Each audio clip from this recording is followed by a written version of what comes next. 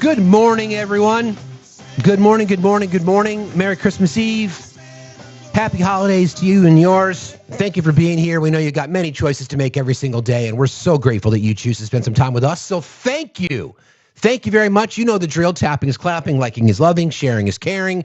We appreciate you. There's a gifting goal today. Please consider joining our team. If you'd like to support the channel, we are crowdfunded at Factsstillmatter, Cash App, PayPal, Venmo. Please head on over to the link tree that's in my bio. You'll find a link to the Discord there. If you're having a difficult time joining for some reason, just copy the link, post it in a browser, and then that should get you in. If not, you can just reach out to one of our amazing moderators, and they can help you as well. Also, while you're in the link tree, check out the merch store. It's Facts HQ. You can get access to all kinds of really cool merch, including Women Don't Owe You Shit in a variety of styles and colors and sizes. And also the other link that you'll notice in the link tree, it says Tobias. That happens to be my son's merch store that he made, all original artwork that exists there. You want to help him out, he'd appreciate it, and so would I. So thank you all very, very much for being here. So happy Christmas Eve. I was thinking about this as I was up all night, did not sleep a wink, because I wrote a letter to America, and I also, in true do something spirit, I gave you guys a whole list of suggestions of things that we can all do collectively and together. And I think I really want to focus on that today. Before we get into all that, actually, I have a guest request, and I'll bring up Scorpio real quick, and then we'll move on. Maybe not.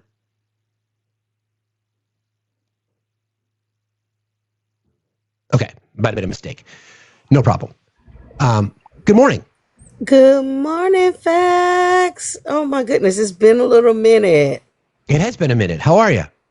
I am good. I just came up to say happy holidays to you and your family. And we're going to go into 2026 kicking Mega's ass. Indeed we are. Indeed we are. I appreciate you. It's been great to get to know you in this space, and you're always very kind and supportive of what we do here. So thank you on behalf of our entire team, to you in particular. So thank you. Absolutely. I just came to show love and say good morning. Good morning, everybody. And y'all have a good holiday. Same to you, friend. Take care. Peace.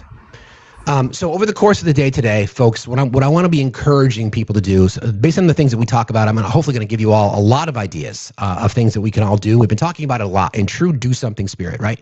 But I want to hear from you. Like, what are some of the things that you're going to do? We're going to cover the news. I'm not going to get into, yesterday's show was rough, I got to admit. And I kind of knew it going in. I didn't necessarily know how deep into the coverage of the Jeffrey files we would get, but it was really triggering for a lot of people.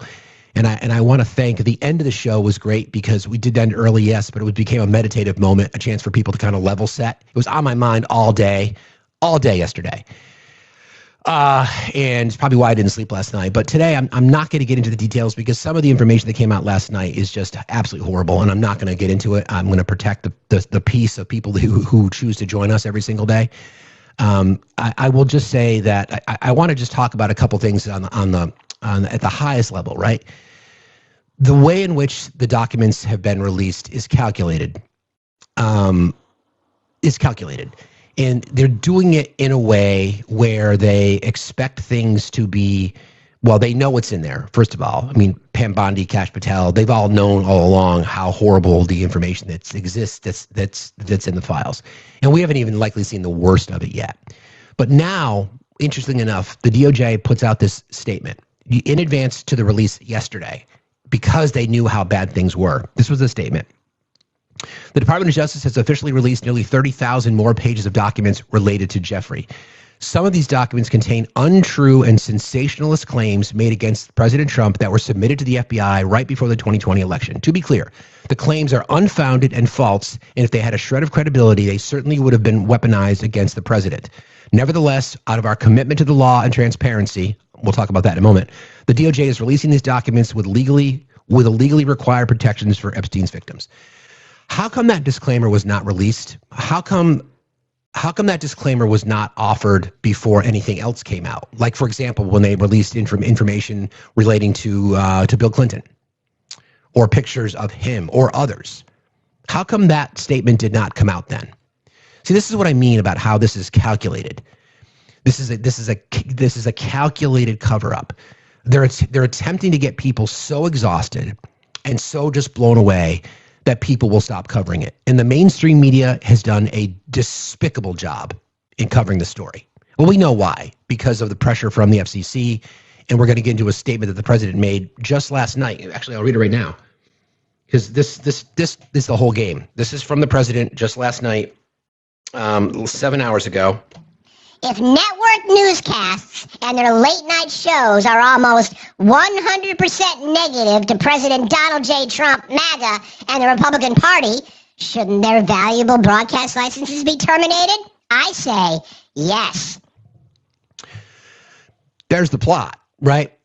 There's the plot. So again, in direct violation of the First Amendment to the Constitution, the President of the United States basically telling Brendan Carr and others that if I don't like the coverage, if it goes against the Republican Party or MAGA or Donald Trump, then they should lose their broadcast license. And to be honest, to mainstream media that's out there, to the MS Nows of the world, to the ABCs, to the CBS, to the NBC. I respect the journalists that you have working for you, but fuck all you all. Fuck all of you. If you're going to succumb to that pressure, then you're worth less than we ever thought of you to begin with. And I am a defender of the press. I've always been a defender of the press. I know it's important. Like I said, I've said this many times. I don't think the freedom of the press as a right granted to us in our Constitution gets enough attention. And it doesn't. We always talk about freedom of speech, incredibly important, obviously. Freedom of religion, of course, peacefully assemble, petition your grievances, et cetera, et cetera, et cetera. But without the press, we don't get into these stories. So if they're going to bend to this pressure, then we've lost the plot. Then it's game over, because there's absolutely no transparency. And then it is state-run media. It's what they do in North Korea. It's what they do it's what they do in authoritarian countries, in authoritarian regimes. I mean, what's next? Literally lining up journalists, disappearing journalists. So it's despicable that they would, first of all, that the president would say that. Doesn't surprise us anymore. But back to the whole release of the documents and the way, the cadence in which they've done it, right? So last night, some of the most despicable and disgusting information came out. So in advance of that, they released this statement that, some of these documents contain untrue and sensationalist claims, et cetera, et cetera, et cetera. Axios has been talking about it because the White House has claimed the White House is now taking over control of how it's messaged, how the DOJ is messaging on X and other sources. That's obvious. The claim is they have roughly 700,000 more documents to release. And just as a reminder, two things. I'll get back to what I was just going to say in a second. But there are people in right-wing spaces, and there are creators on this app that are just disingenuous hacks that are trying to say that the Epstein Transparency Act is not a law, that it's just a provision within our system that suggests that the Department of Justice release these documents. That is a bold-faced fucking lie.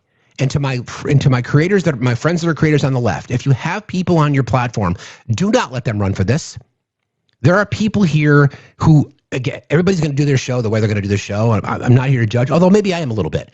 If you've got one of these disingenuous clowns that you're talking to and they try to make this claim, don't let them. Because there is a process to which a bill becomes a law. You all know that, right? But the specific process is, and it's the truth for everything, introduced in the House, in this case, the Epstein Transparency Act, introduced in the House, passed in the House, introduced in the Senate, passed in the Senate, and then it's signed by the president. It becomes public law. It is public law number 119-38, signed on November the 19th, 2025. It's the same process that the OBBA went through. So if they claim that the Epstein Transparency Act is not a law, then tell them, well, then neither is the OBBA. Don't let them pivot away from this shit. Do not let them. Do not let them pivot away from this bullshit.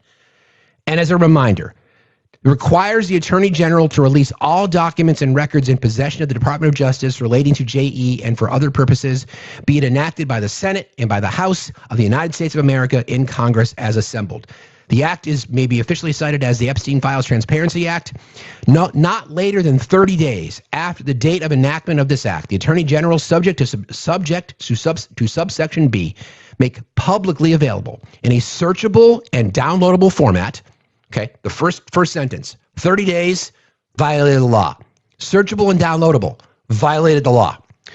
All unclassified records, documents, communications, and investigative materials in the possession of the DOJ, including the FBI and United States Attorney's offices that relate to JE, including all investigations, prosecutions, or custodial matters, Ghislaine Maxwell, flight logs, travel records, included but not limited to manifests, itineraries, pilot records, customs or immigration documentation for any aircraft, vessel, or vehicle owned, operated, or used by JE or any related entity.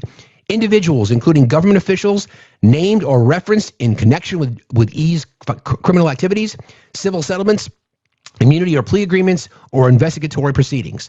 5, entities, corporate, nonprofit, academic, or government with known or alleged ties to Jeffrey's trafficking or financial networks.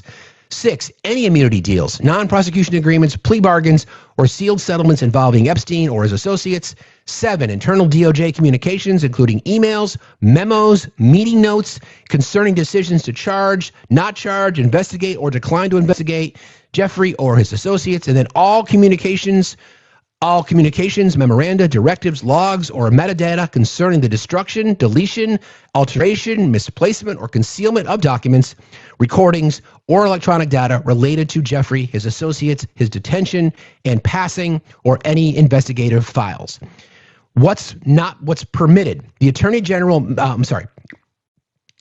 no record, this is what's prohibited grounds for withholding. You can't do this. No record shall be withheld, delayed, or redacted. No record shall be withheld, delayed, or redacted on the basis of embarrassment, reputational harm, or political sensitivity, including to any government official, public figure, or foreign dignitary.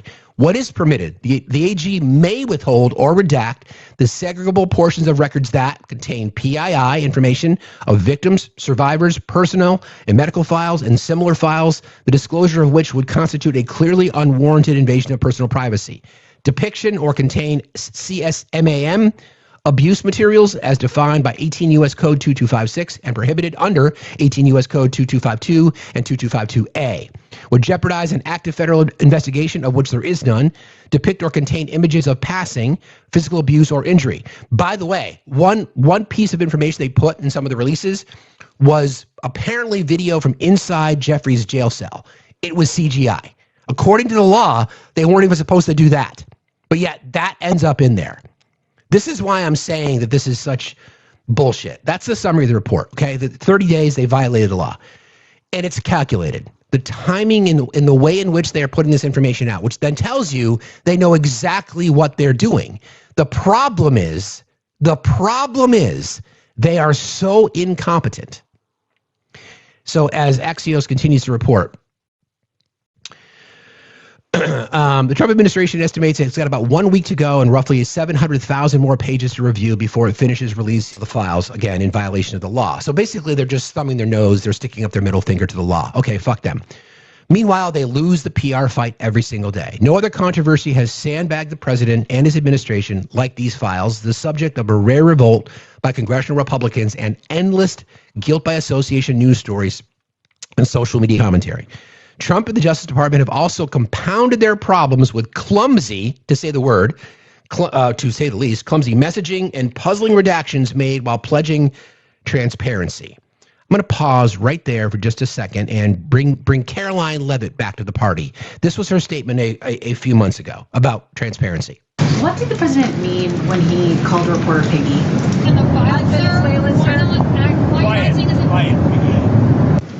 Look, the president is very frank and honest with everyone in this room. You've all seen it yourself. You've all experienced it yourselves. And I think it's one of the many reasons that the American people reelected this president, because of his frankness. And he calls out fake news when he sees it. He gets frustrated with reporters when you lie about him, when you spread fake news about him and his administration. Wow. But he also is the most transparent president in history, and he gives all of you in this room, as you all know, unprecedented access. Okay, he's the most transparent in history. That's really good to know. So this was earlier this summer on that same topic about transparency. The Associated Press says you're restricting access to the president and you're restricting access of the free press. It's a very hard argument to make when the president of the United States holds press conferences himself for more than an hour, sometimes multiple times a day, and takes questions from an array of journalists from outlets on the left and on the right. This is the most accessible and transparent administration in history, and anybody who just watches the television can see that. So there's that. I wanted to throw that out there just as a reminder, is that the gaslighting coming out of Caroline Leavitt's New Hampshire-born mouth, if you know, is just overwhelming. The least transparent. Just because, thank you, Swish Raiders. Hearts in the chat for Swishy Raiders, please. Just because you go and speak in front of a microphone does not mean that you're the most transparent. When you sit there and lie to the American people every single day, that does not make you transparent. This is the example of the gaslight. I'm not going to debate the fact that he makes himself accessible. No denying that. He makes himself accessible, but he's not transparent. He's certainly not transparent. So that's the argument that they're trying to make, saying we've been the most transparent. Well, if you were the most transparent, then why have you lied all summer about the existence of these files? Didn't exist. Birthday letter wasn't real. Democratic hoax. My name's not in the files. I wasn't on the flight logs. Come to find out, all these things are true. Back to the Axios story. The White House has begun managing the DOJ's account on X, an effort to finish out the year and the Epstein file disclosure requirements set by Congress. I just read you the Epstein Transparency Act, which is now public law. The account is also taking on a sharper tone that is more of a rapid response campaign edge and less of the stodgy, just the facts tone associated with the department. Tuesday's release of about 30,000 new investigative records highlighted the administration's predicament in mass disclosing information. Numerous documents mention Trump and Epstein, but some of the headline-grabbing records are of questionable veracity. Apparently, a 2020 FBI tip from a caller relaying a conversation with a limo driver who claimed to have... I'm not going to get into that one. That's too egregious, but I'll just say this. A 2020 FBI tip from a caller relaying a conversation with a limo driver who claimed he drove Trump 25 years before and overheard him talking about some of the things he did. The caller also ranted about an Oklahoma City bombing conspiracy theory, okay? An alleged 2019 jailhouse letter from Epstein to convicted offender Larry Nassar. But the letter was post-dated after Jeffrey's death and was processed by a Virginia mailroom that didn't handle letters from Epstein's New York jail. The reason that we share this is because when you're not transparent and when you redact information and then pull it back, or information's released, it's not redacted, you pull it back, you redact it, you put it back out, this is what happens. The law requires any and everything. So if what they're saying in that statement is some of the information that was released is salacious and or lies, then why did you release it in the first place? You're going to say that, well, we're releasing this because we have to under the color of the law. But instead of acknowledging that they actually existed in the first place, you just want to come out, they just want to come out and say, this is all made up. These are lies. There was no disclaimer in regards to the information released about Bill Clinton. There was no disclaimer about the picture that you released that was a bold-faced fucking lie. A bold-faced lie. The picture of Diana Ross, Michael Jackson, and their children, and Bill Clinton, with faces blacked out. There was no disclaimer connected to that. Why not?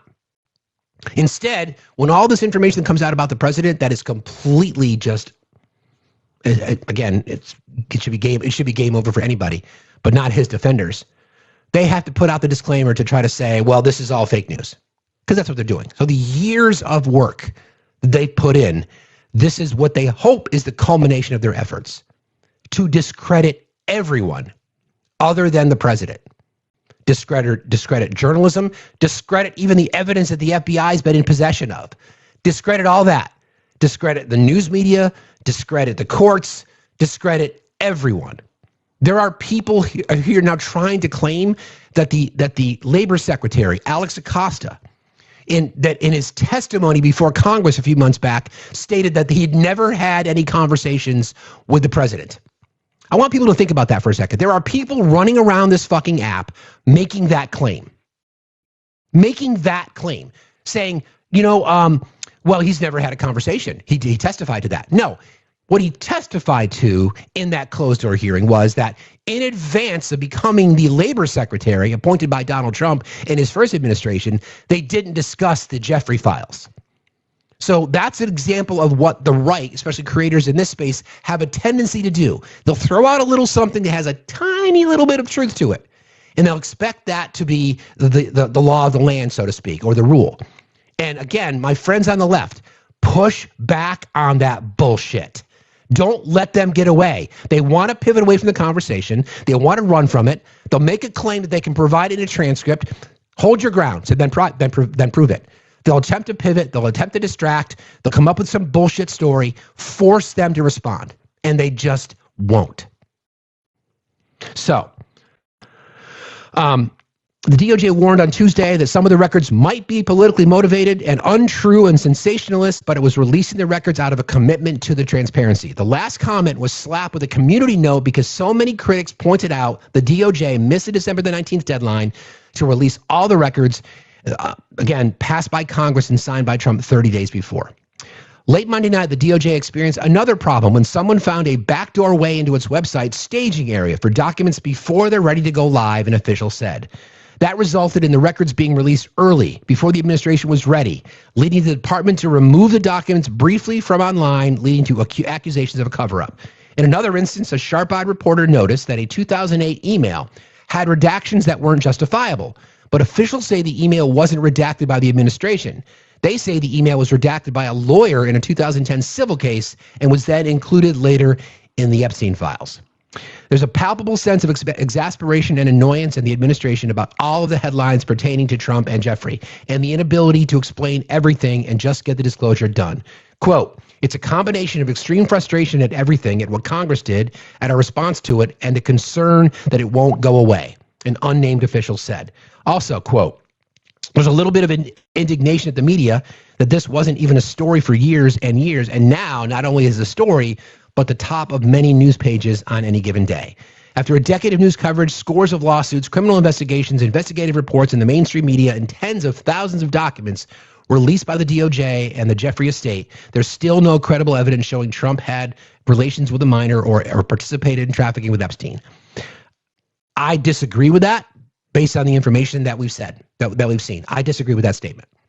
Again, we can only go by what's been reported. And what's been reported based on court records, based on statements, what's been reported is he did, in fact, grape young girls. That has been what's been reported. Somebody gets their day in court, et cetera, et cetera. But that is what's been reported. So I disagree with that statement. He was accused by women in 2016. I'm not going to get into those details. I'm going to stop there. But that's what's been reported. Okay? I think I see Erica. I do. Well, hello there. Good morning. How are you? I'm good. How you doing? Merry Christmas sick. Eve. Merry Christmas Eve. Yeah, I'm sick. I've been sick for about 2 weeks. It's shitty. But I wanted to come in and say Merry Christmas to you and to everybody in here. And we know he will survive this, right? Because he's Donald Trump and his base is so brainwashed that they can't possibly not continue to defend him. I don't see how in the eyes of any right-thinking person, like anybody who has the basis level of critical thinking, how anybody can be defending him at this point. Especially the way in which they are. Many people say, what's the big deal? We've got more important things to do. And isn't that funny? Isn't that funny that, 2 or 3 months ago, it was, well, why didn't Biden release them, by the way? For BB in the comments, the reason he didn't release them is because they were under seal as part of criminal proceedings until September 2024. And then if you release them, you're interfering with an election. So 2 or 3 months ago, why didn't Biden release them?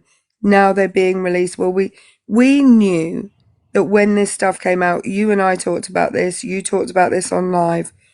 When they came out, Trumpers would not believe what they said, because there is nothing that you can show these people at this point that will convince them that the amount of road that they've traveled down, they can't reverse back up that road now. Their dignity is gone. Well, if they ever had any. But again, I want to wish you a very Merry Christmas to all the family, to the dog. Yes. I know this year is going to be interesting for you, and we'll be thinking about you tomorrow, okay? Thank you. Thanks for jumping in. Appreciate you. Hugs to your family. See you later. Okay, All right, bye. All right, bye. She's right. She's right. There's no bar. I mean, it's just the comments, even just this morning as Erica was talking, like, ignore them, friends. Just ignore them. Okay? Just ignore them. Because we're here to talk about the things that we can do. Because I truly believe in the karmic balance in the universe. I really do. I mean, I'm not a religious man. I'm a very spiritual man, and I believe in the powers of karma. And I believe the more good you put into the universe, the more good will come back in spades. And I've always believed that. I've lived by it. You know, it'd be nice once in a while for the universe to start throwing some good stuff my way. But I'm not complaining. That's just what we do, right? The more the burden, heavy the cross one bears, right? The more just anger and hatred and just horrible just attitudes towards people in general that we see, the more empaths have to pick up the slack. That's what we're here to do. So I'm going to leave the conversations regarding the egregious, horrible, what I believe to be crimes against children. We'll leave that right there. We'll be watching the news. If there's anything breaking, we'll cover it. But just a few other things I wanted to talk about, because part of what we're seeing is this revolt within the Republican Party. Because if you think about it, that should tell you a lot, right? Republican members of the Congress have already been announcing their early retirements, their plans to not run again. And yes, that happens every cycle, but not like this. There are as many as 20 to 25, as reporting goes, there's as many as 20 to 25 Republicans who are considering retiring early, like leaving Congress before their term is up. That's not good for Mike Johnson, because that becomes, so the person who speaks on behalf of the majority in the House becomes the Speaker of the House. That's what the term means. Like, I'm speaking on behalf of the majority. I'm speaking on behalf of the minority. That's how the leadership is determined. So if the numbers switch and the party that's now currently the minority, the Democrats, suddenly have more elected members, then Hakeem Jeffries or whomever that may be will end up being Speaker of the House. And I think that's partly what they're afraid of, because Mike Johnson was doing this turning point, his little turning point appearance, and this is what he had to say. I mean, don't threaten me with a good time. Hang on one second. Everybody keep tapping and sharing, please. Appreciate you all. As has been said here, everything is on the line in the midterms of 2026, and we have much more to do. But if we lose the House majority, the radical left, as you've already heard, is going to impeach President Trump. The radical left, that's right. That would be me, because I believe in health care. I believe in food. I believe in shelter. I believe in water for everyone. That makes me radical. Okay, who's with me? Hashtag I am radical. Cool. Going to create everything, as has been said here, everything is on the line in the midterms of 2026, and we have much more to do. But if we lose the House majority, the radical left, as you've already heard, is going to impeach President Trump. They're going to create Okay. Don't threaten me with a good time. Don't threaten me with a good time, little bitch boy. Don't you dare. Don't you dare. Although I don't even want to go through to be honest, I don't want to go through the exercise of impeachment unless you can really start to see members of the Senate who want to step up and remove him from office. Quite frankly, let him just be the lunatic that he is. Let him just be the lunatic that he is. Let him just continue to do what he does, although reports on his health, we discussed before, he may not make it through his full term. But anyway, that little bit more sound from bitch boy. Let's see if I can find it. Because I mentioned that there's people in his own caucus that are just like so disgusted with his lack of leadership. A lot of it having to do with the ACA subsidies, right? Which expire. So I don't have health care. Well, I do, but in 7 days. Yeah, it's on my mind. No doubt about it. I understand what they're doing. I understand that every member has a different district with different dynamics and different demographics. And some of them felt like it was a really important thing to have a vote on the floor. I tried very hard, and they will all tell you that. I tried very hard over the last several weeks and even through the weekend and as late as yesterday, trying to engineer a way for them to have a vote on the floor so they could show that priority. Do you believe Speaker Johnson did try very hard to have a vote on the floor addressing the... So you're going to hear from Representative Kevin Kiley. He's one that joined in working with Democrats to try to get a vote on the floor about the ACA subsidies extended, and Mike Johnson said no. So she's asking him about whether or not he believes what Mike Johnson just said. Affordable Care Act enhanced subsidies. I'm not so sure about that, to be honest with you. And that clip you just played there, I'm hearing that for the first time. We weren't asking for a vote to show this as a priority.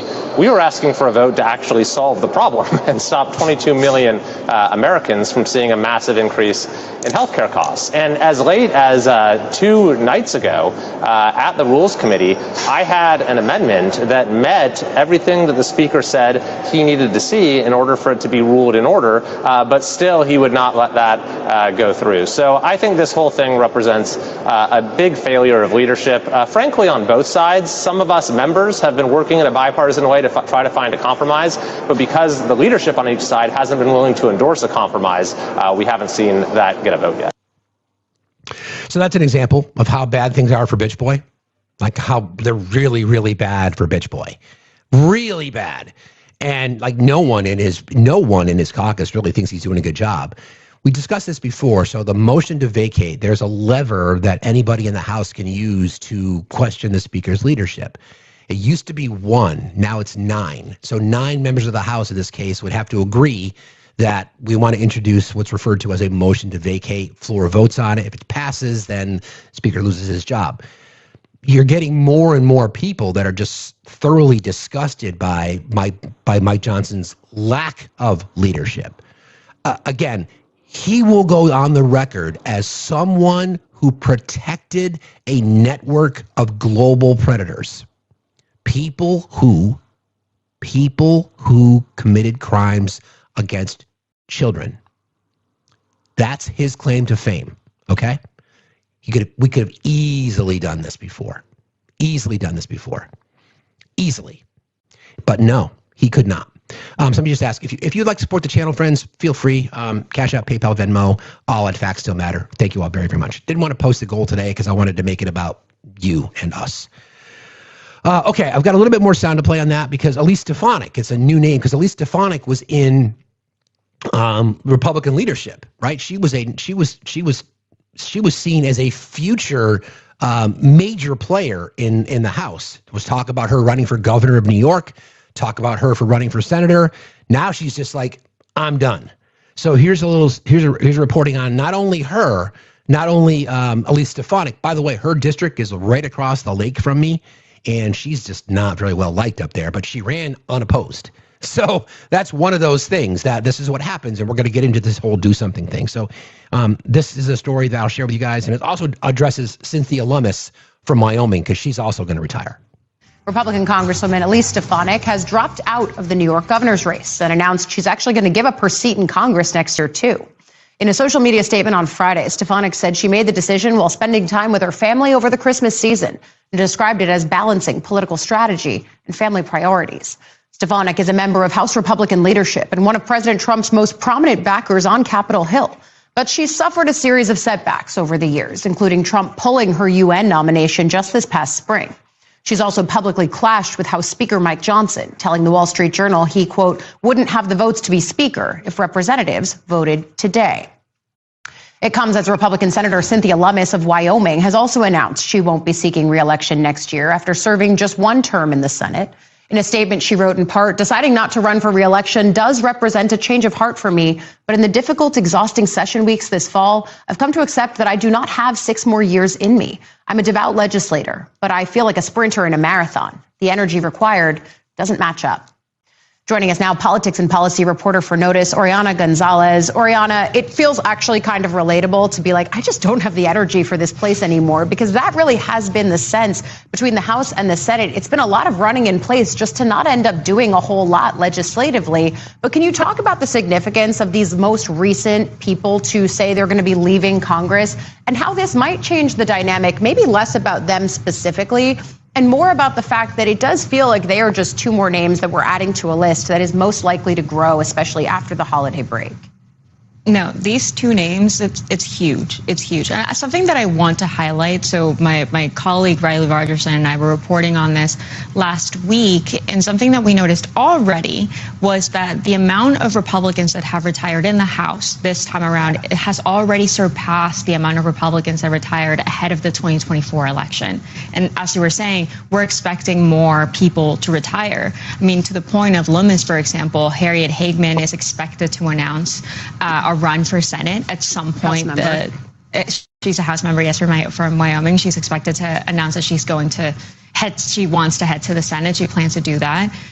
We spoke with over 120 House Republicans a lot of last week about what their plans were. And I have to be honest, Ali, a lot of them were not committing to running again in 2026. And that's just a huge highlight here of how maybe tired they are from the job. And thank you, Francis, for pointing that out. I was just going to mention that. And the revolt in the House has been headlined by Republican women. So I want to be careful how I say this, but where the fuck have you been? Do you really? So are you just now realizing that conservative men and Republican men in leadership in your caucus, are you finally now realizing that they don't give a fuck about you? Are you just waking up to that fact that they don't give a shit? Right? Are you finally realizing that your party is fronted by the fucking manosphere and the patriarchal bullshit and the single vote household mindset? Where the fuck have you been? Like, where have you been? I'm glad you're finally realizing it, but too little, too late. Because you could have stood up to this shit a long time ago. Why was it only 3 Republican women that voted to sign on to the Epstein Transparency Act? Why are you not standing up for the things that Donald Trump says about women? Quiet piggy, are you stupid? Where have you been? Now because you realize that maybe you might lose your gig because you haven't done shit? Now the polls in your own states are saying you're going to get destroyed. Now you want to make a moral decision? Miss me with your bullshit. You created this mess. You're part of the problem. We went through the demographics. White men, predominantly, followed closely by white women, are the reason that Donald Trump is in the White House. There's no denying that. That's what the data tells us. So that now elected members of Congress that are women on the Republican side, you're finally fucking realizing this shit? Where the fuck have you been? Where the fuck have you been? So, again, there's talk about Harriet Hageman. Actually, the president made a statement about Harriet Hageman. She's the person that beat Liz Cheney. Again, Liz Cheney, who voted with the president, 95% of the time? I will never agree with Liz Cheney's politics. I'm not here to say that Liz Cheney is some kind of hero. She just decided that she had a little bit of integrity left and she was going to stand up to what she saw. But the Cheney name is very popular in Wyoming. So the question is, will Liz Cheney decide to, reignite her political career and run for the Senate in Wyoming? I don't know. But this is what the president said about Harriet Hageman. Let me see if I can find it. Oh God, hold on. Highly respected Congresswoman Harriet Hageman is running for the United States in the great state of Wyoming, a place I love and won big in 2016, 2020, 2024. I know Harriet well. She's a total winner. Harriet has always delivered for Wyoming and will continue to do so in the United States Senate. She will fight tirelessly to grow our economy, cut taxes and regulations, promote Made in the USA, advance American energy dominance, champion our amazing farmers and ranchers, keep our border secure, stop migrant crime, support our incredible military and veterans, and defend our always under siege Second Amendment. Harriet Hageman has my complete and total endorsement to be your next Senator. She will never let you down. Make America great again.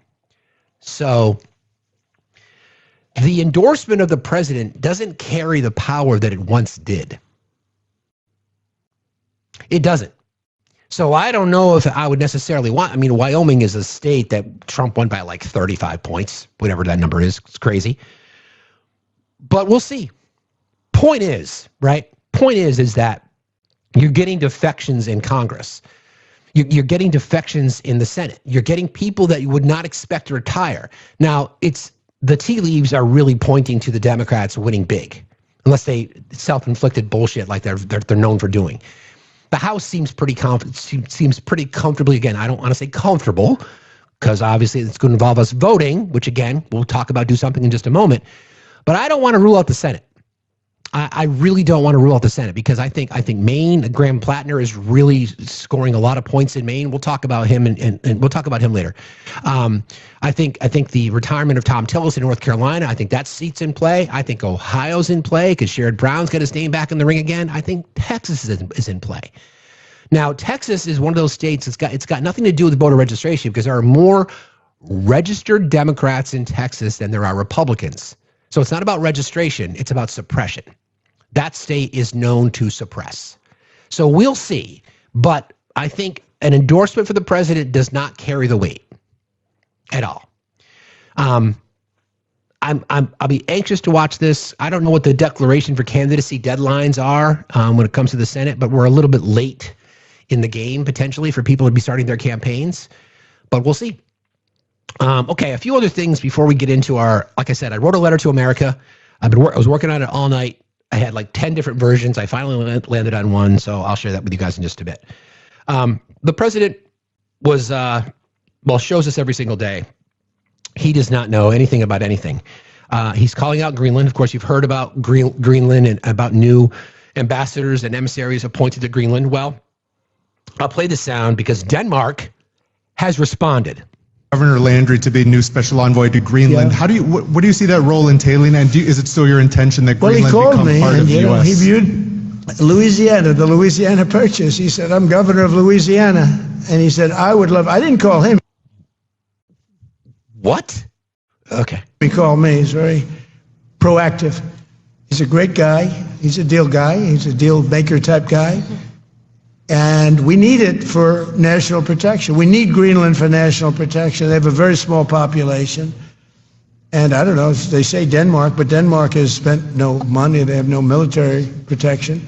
They say that Denmark was there 300 years ago or something with a boat. Well, we were there with boats too, I'm sure. So we'll have to work it all out. But we were in Greenland 300 years ago with boats? My guy. We weren't yet then. Okay. He felt very strongly we need it for we need Greenland for national security. Not for minerals. We have so many sites for minerals and oil and everything. We have more oil than any other country in the world. We need Greenland for national security. And if you take a look at Greenland, you look up and down the coast, you have Russian and Chinese ships all over the place. What? Well, Denmark has responded. So here you are. This opportunity. This is Denmark's Prime Minister. Her name is Mette Frederiksen, and also hear from Greenland's Prime Minister Jens Frederik Nielsen. Send a message directly to the United States of America. The US is a big country and Denmark is a small one. We have looked up to you and you have inspired us. Because since the Second World War, you have defended the free world, created prosperity and progress, peace and freedom. And we have tried to give back to you by always supporting you and by showing up every time you called. In us, you have a friend that has always kept our word, a friend you have always been able to rely on. There is nothing I want more than for our friendship to continue. Because if we let ourselves be divided as allies, then we do our foes a favor. And I will do everything that I can to prevent that from happening. Therefore, when you ask our businesses to invest in the US, they do. When you ask us to spend more on defense, we do. And when you ask of us to strengthen security in the Arctic, we are on the same page. But when you demand to take over a part of the kingdoms of Denmark territory, when we are met by pressure and by threats from our closest ally, what are we to believe in about the country that we have admired for so many years? The country that, if any, have stood up for others' freedom. You know us, you know what we stand for, and you know that we don't give in. And that is why I have to say very clearly, national borders, sovereignty of states, and our integrity, these are all principles rooted in international law. These are fundamental principles formed after the Second World War so that small countries don't have to fear big ones. And so this is not only about Greenland or Denmark. This is about the world order that we have built together across the Atlantic over generations. You cannot annex another country, not even with an argument about international security. Sounds like a fucking leader to me. Like, listen, we've done everything. We've been a good partner of yours. We've idolized you. We've looked up to you. We've supported the things. We've invested in your country. We've propped up our defense. We've recognized the issues and the strength and the power the United States has. And now you just want to come in and take one of our pieces of territory? Nope. Again, thank you for saying that, Mandolin. That's what the matriarchy looks like. Sign me the fuck up. That's what the matriarchy looks like.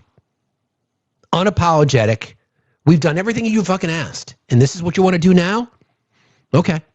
I mean, what's Denmark supposed to do if the United States military decides to roll in and annex Greenland? What are they supposed to do? There's nothing they can do. Like, what are they supposed to do? My point is, this is what happens when you have an authoritarian behind the resolute desk. Allies of the world, trusted, respected partners, people who stood by the United States, people who are ready to invest, people who are ready to provide Legos, people who are ready to just to spread the ideals of American democracy. And when you get a narcissist, a malignant narcissist, fascist, authoritarian fuck, predator behind the resolute desk who just wants to ramble on based on his white supremacy and expansion bullshit to enrich themselves, this is what you get. Allies around the world saying, I'm done. I'm done. Done with this shit. It's going to take a lot. Actually, it may not take as much. If you get a solid leader, when Democrats win the presidency in 2028, I'm not going to say if, when Democrats retake the House and potentially the Senate in 2026, definitely the House, potentially the Senate, when Democrats win the White House in 2028, there's going to be a lot of work to do for that administration. So it's going to require somebody who understands diplomacy, who understands what's at stake, who understands that as an economic threat, China is real. They're not a military threat. They're just not. They're not a military threat. China needs American consumers. They're not going to, again, this is the lie that the right has been listening to for fucking years. They are an absolute economic threat, though, no doubt about it, especially now since we've just completely just wasted away years of diplomacy, soft power, all these kinds of things. For what end? For people to enrich themselves? Follow the fucking money. Follow the fucking money. So we'll be watching that story, to be honest, but I think it's, I just loved hearing what she had to say. And our president, of course, thinks the Louisiana Purchase, and we had boats 300 years ago and whatever else. Okay, I didn't get a chance to talk about the situation at CCOT and the 60-minute story. I was going to get to it yesterday, we just never got to it. So Canadian Broadcasting managed to air the story, and then it's been available on YouTube. So I'm going to go through. I'm going to play portions of it. The reason that this is so egregious to me is that, again, a violation of the press. Right? This is the government of the United States. Barry Weiss is a Trump sycophant who's in charge of CBS News, executive producer.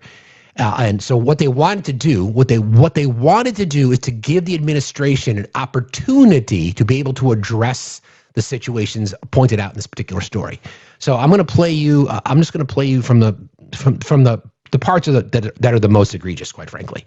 Here you go. As soon as the planes landed, the deportees thought they were headed from the U.S. back to Venezuela, but instead they were shackled, paraded in front of cameras, and delivered to CCOT, the notorious maximum security prison in El Salvador, where they told 60 Minutes they endured 4 months of hell. Did you think you were going to die there?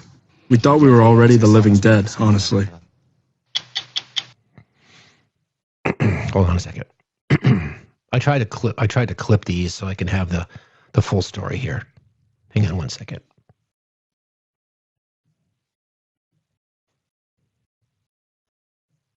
The CCOT director was talking to us. The first thing he told us was that we would never see the light of day or night again. He said, "Welcome to hell. I'll make sure you never leave." Did you think you were going to die there? We thought we were already the living dead, honestly. We met Luis Munoz Pinto in Colombia. He was a college student in repressive Venezuela and hoped to seek asylum in the United States. In 2024, he says he waited in Mexico until his scheduled appointment with U.S. Customs and Border Protection in California. During that interview, they just looked at me and told me I was a danger to society. You have no criminal record? I never even got a traffic ticket. Nevertheless, he was detained by Customs. He says he spent 6 months locked up in the U.S., waiting for a decision on his asylum case when he was deported. Tell me about what they did to you personally.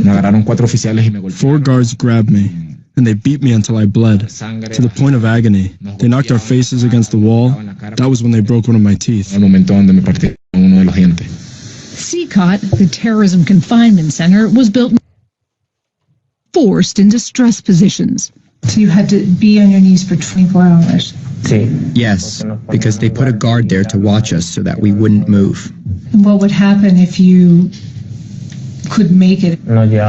They'd take us to the island. What's the island? The island is a little room where there's no light, no ventilation, nothing. It's a cell for punishment where you can't see your hand in front of your face. After they locked us in, they came to beat us every half hour, and they pounded on the door with their sticks to traumatize us while we were in there. The torture was never ending. They would take you there and beat you for hours and leave you locked in there for days. Some of the deportees described being sexually assaulted by the guards. They were hitting your private parts? Sí. With a baton? No, they tugged at them with their hands. And they did that to multiple people? Did you have access to clean water? They never gave us access to clean water. The same water from our baths and toilets was the same water that we had to drink and survive on. If we had serious injuries, when the doctors examined us, they told us that drinking water would heal it. So they're telling the injured prisoners to drink water, and the water's filthy. Super social. Super filthy. Mientras más mal nos veyeran, the sicker and more injured we were, the better it was for them. Obtained in the United States is based on data provided by ICE. So ICE's own record said... ICE's own records say that only 3% of them had been sentenced for a violent or potentially violent crime. 60 Minutes reviewed the available ICE data. It confirms the findings of Human Rights Watch. It shows 70 men had pending criminal charges in the U.S., which could include immigration violations. We don't know because the Department of Homeland Security has never released a complete list of the names or criminal histories of the men it sent to CICOT. Rapid deportations have been a key part of the Trump administration's immigration overhaul. The administration considers anyone who crosses the border illegally to be a criminal. Illegal crossings are now at a historic low. But some immigration attorneys say the administration has used flawed criteria to justify deportations. There were men standing behind her, heavily tattooed. Who are those men? Do we know? We know that those men in her video are not Venezuelans. That famous picture of Kristi Noem, cosplay Kristi, standing in front of a jail cell, you know, in one of her many costume changes. They are Salvadorians, probably accused of being gang leaders, probably people who have been in jail for many, many years in El Salvador. Human Rights Watch was able to confirm that with the help of this intrepid team of students at UC Berkeley's Human Rights Center. All the visible men have either an MS on their chest or a 13 or an ES for El Salvador, and all those gangs are associated with El Salvador. Not the Venezuelans. Yeah. To help verify the deportee stories for Human Rights Watch, the team of students combed through open source data for weeks. Students are trained in advanced techniques and follow strict international standards for obtaining digital evidence that can be used in courts. Analyzing satellite imagery, they mapped the prison and identified the building where the Venezuelans. The Department of Homeland Security declined our request for an interview and referred all questions about CICOT to El Salvador. The government there did not respond to our request. So, no wonder the administration did not want that story to go public. So again, I've seen the chirping in the chat here, and I know the answer to this question. I'm not even sure why I bothered to ask it. Are you okay with that? And we know the answer is yes. So people who didn't even have criminal records, your bloodthirsty approach to criminal justice just because someone entered the country illegally, which is a misdemeanor. Your justification, your hatred towards brown people is now celebrating the fact that people who are fucking innocent sent to a maximum security penitentiary in a country that they're not even from, just beaten, abused sexually, not even given access to clean water. And what do they try to do in Florida? They tried to build a replica with Alligator Alcatraz. They tried to build a replica, and y'all are okay. You're all okay with that. We see you. We see you. You will not run from this. You will not run from this. It isn't going to happen. You will either be pardoned, which will then prove your criminality, or you will be dragged so mercilessly. You will face civil trials. You will face just absolute canceling. We see you. We see you. So it's to me, it's not just the horrible story that was shared and then suppressed under the statement was made like, oh, the story's not finished, or no, it's bullshit. Barry Weiss, who is a Trump sycophant. I've got a little bit of a bio on Barry Weiss, by the way. I think so. I can have it somewhere. Everybody keep tapping, please. Tapping is clapping. Liking is loving. Sharing is caring.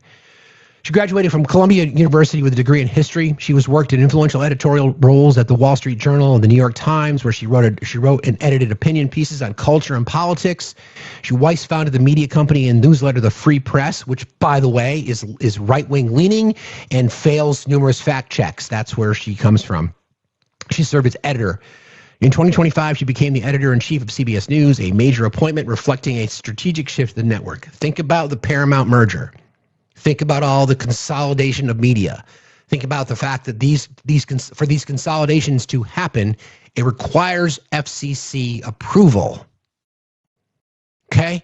It requires FCC approval. FCC approval then has to go through all the various machinations. So if you want this if you want this merger to be approved by the FCC, and therefore the people involved can continue to enrich themselves, make more and more and more, and make more and more and more and more money, then we're going to put someone that we support who stands by our political beliefs in charge of CBS. Okay. Got it. Weiss has been a prominent and often controversial voice in American media, frequently writing about free speech, culture wars, identity politics, and anti-Semitism. And she resigned from the New York Times in 2020. It drew wide attention. She criticized the paper for suppressing diverse viewpoints and yielding to social media pressure. Like exactly what you're doing right now, Barry? Okay. She is the author of How to Fight Anti-Semitism, among other works. Weiss's views often span and challenge traditional and political labels, attracting support and criticism from across the spectrum. She is seen as provocative. That's an understatement. When she resigned from the New York Times, she alleged a hostile internal culture, suppression of dissenting viewpoints, editorial decisions driven by Twitter pressure. The letter became a flashpoint in debates about newsroom ideology, cancel culture, and the limits of internal dissent in legacy media. The calls usually come from inside the house. So her claim was she got fired from the New York Times because of hostile internal culture and a suppression of dissenting viewpoints. CBS News is absolutely angry as shit because of what happened. Hostile internal culture that Barry Weiss created, that Barry Weiss justified for leaving the New York Times. Suppression of dissenting viewpoints. That was your argument when you resigned from the New York Times, Barry. And now that's exactly what you did. You suppressed dissenting viewpoints.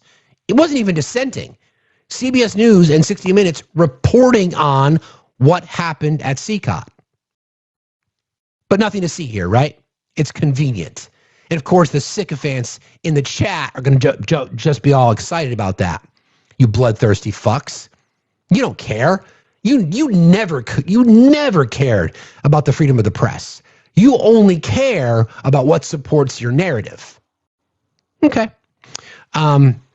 Intellectual dark web and anti-woke label is what's been hung on Barry Weiss. She amplifies conservative or reactionary narratives under the banner of free speech, and then she overstates the influence of wokeness. Supporters for her counter that she defends liberal pluralism, no, and then gives spaces to viewpoints excluded from mainstream outlets. No.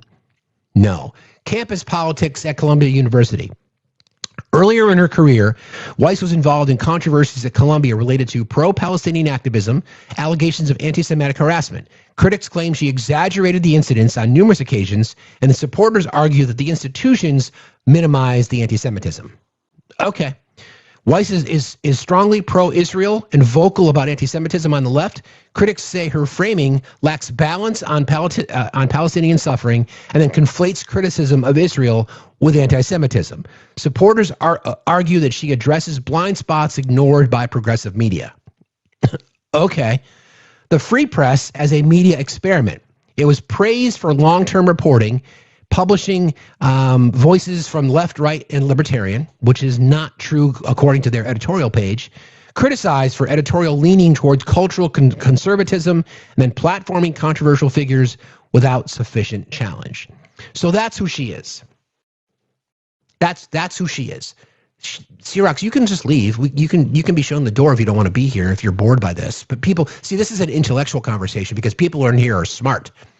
In fact, they're the smartest chat on TikTok. You should be fortunate that you're in here because you could learn something potentially by just listening. Put your big boy pants on, stick your thumb in your mouth, okay, and listen. You might learn something. Anyway, this whole thing it won't impact the right because they support it. They're the ones that complain the loudest about suppression of speech. They're the ones that made up stories about the Biden administration suppressing speech when that's not what happened at all, especially when it came to C-19.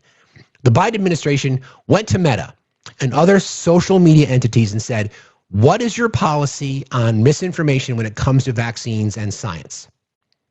It wasn't that they told them to take things down. That never happened. Never happened.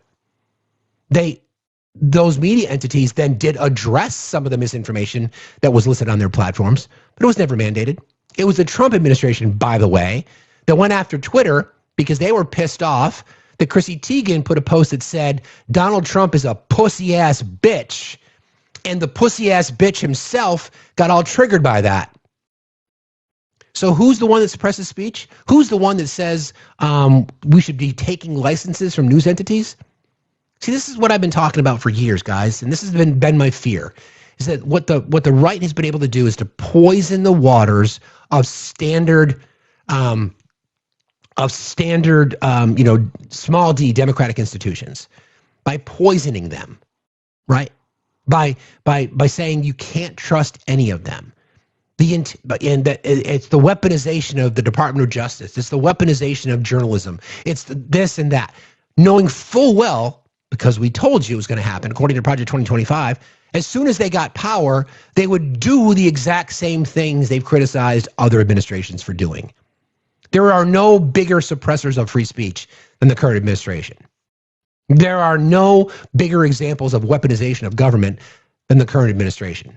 There are no more stark examples of anti-constitutional activities than the current administration. All the things that for fucking years, they complained about. It's always been a projection. You're right. Complaints about the Biden crime family. Give me a fucking break. Give me a fucking break. Claims that Donald Trump could not get a fair trial in New York. Hey, MAGA, do you know where Hunter Biden's trial was? Do you know where his trial was? His trial was in Delaware, like literally his backyard. Did he get a fair trial there? They convicted him, didn't they? They convicted him. So how do you square that? How do you square that? Donald Trump could not get a fair trial in New York? Because why? Because the majority of people vote Democrat there? Well, Hunter Biden is literally a native son of the state of Delaware. And because the evidence was overwhelming against him, even though the charges were fucking bullshit, whatever, he got found guilty. In Delaware, in his backyard, where there's more Democrats per capita in Delaware than there are in New York. But nothing to see here, right? Nothing to see here. Just want to make sure I made that clear. It's not a flex. You guys might think it is, but it's not. This is the point. Everybody should be angry about this suppression of speech and the suppression of the press. Everybody should. I will say it now, and I'll say it again, and I'll say it again and again. Please support independent journalists. I'm not beholden to anybody except my mods, because they'll kick me in the shins. If you know, you know. But I'm not beholden to anybody. Actually, I'm beholden to you from a credibility perspective. I appreciate your trust in me, but I don't want you to take what I say as the Bible, so to speak. Fact check me. I want you to. We're here to try to paint the picture. What we do here, I'll summarize it as this. We fill in the blanks, right? There's a headline. This means this. What's all the stuff in between? That's what we do here. We're the ones that I try every single day to try to connect the dots for you guys. Paint the full picture. What does this mean? If this happens, what does that mean? Why are and I'll offer my opinion on things, but again, they're my opinions. I do lean towards the left. Ideologically, I'm leaning towards the left. No doubt about it. There's no doubt about it that I ideologically lean left because I'm a radical, because I support healthcare, human rights, food, water, and shelter. Whew. Whew. So fucking radical. So radical. Anyway. I'm going to play this sound, and then we're going to get into our do something. So Margaret Brennan was asking Kevin Hassett, one of the economic advisors in the administration, about these tariff rebate checks. This is a great interview. I'll be right back. This is the whole game right here. Heard the president refer to this idea of $2,000 checks being given out to households. The Treasury Secretary said this would go to households making less than $100,000. Should Americans plan to receive those checks in 2026? That's going to depend on what happens with Congress. Congress is going to have to send those money to those people. But the thing we can say is that since July, we've had a lot of positive news about the economy. We've had a couple of quarters of almost 4% growth. We've got a big government surplus, actually, running for a few months in a row. The deficit relative to last year is down by $600 billion. And so in the summer, I wasn't so sure that there was space for a check like that. But now I'm pretty sure that there is. And so I would expect that in the new year, the president will bring forth a proposal to Congress to make that happen.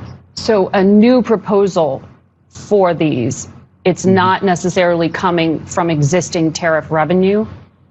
Oh, well, it could come from tariff revenue, but in the end, we get taxes, we get tariffs, we get also revenue from lots of places, and then Congress decides how to spend those monies. That's an appropriation. And so this would have to be money that would be an appropriation. So don't bank on it, in other words. We have... Yeah, in other words, don't bank on it. I'm disappointed in general with media coverage for the most part, especially corporate media, but it's going to get worse and worse and worse now because these people are these corporate donors, the corporate donors, the heads of these large media conglomerates. This is succession, right? We thought the Murdoch family was bad. It's getting worse now. But there are good journalists out there, right? There are really, really, really good journalists out there. So we have to continue to pay attention to that, and we'll do our best to try to help you guys navigate through the noise, right? By the way, I hope you do have a white Christmas. I really do. If you were in Vermont last night, you would have got a solid 8 inches. I'm just saying, because it's still snowing. But anyway, I don't want people to ever forget that holding people accountable, okay, includes not just your elected officials, but journalism. Journalists as well. Your local news agencies. Ask them about why they cover certain stories. Part of being a licensed FCC entity requires them to be public servants. Public service announcements are part of the licensing protocols for anybody who's governed by the FCC. They're public facilities. You can report them, you can comment, you can question. Do it. Do it. What's stopping you? Nothing. We have got to figure out a way, once this hell is over, to be able to figure out who it is that we can trust, journalistically speaking. I'm not asking you to subject yourself to sensationalized corporate media, because they're a threat too, because they're not doing a good enough job. What I'm suggesting is find journalists that you respect, creators that you respect, whatever that might be, and hold them to account. Hold me accountable if you appreciate what I do here. Whomever it is, hold us accountable. Demand that we cover stories. Demand that we poke holes in things. Demand that we talk about things that no one else is talking about.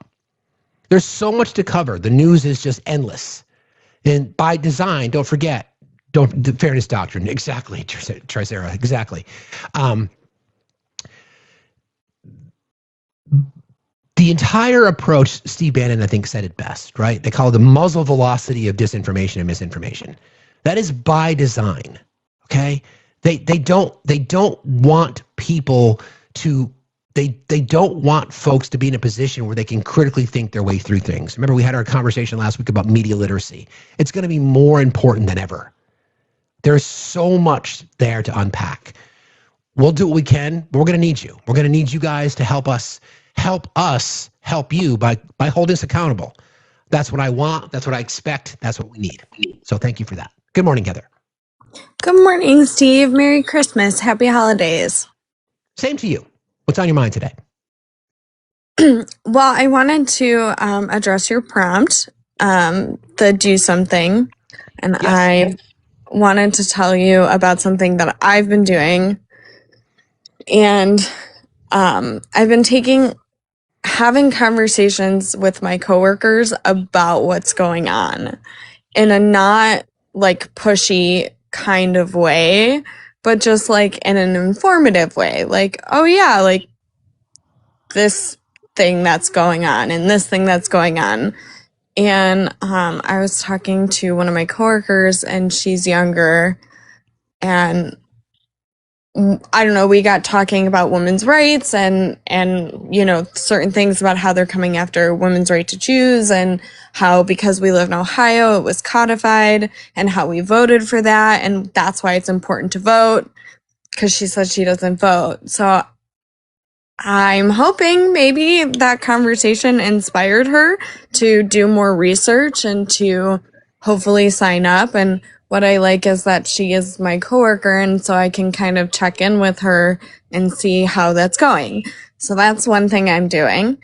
And then the second thing I'm doing is I'm sending you $1 for your the dollar train for Christmas. Merry Christmas. Appreciate you. Sorry, I can't do more right now. Don't apologize. Thank you.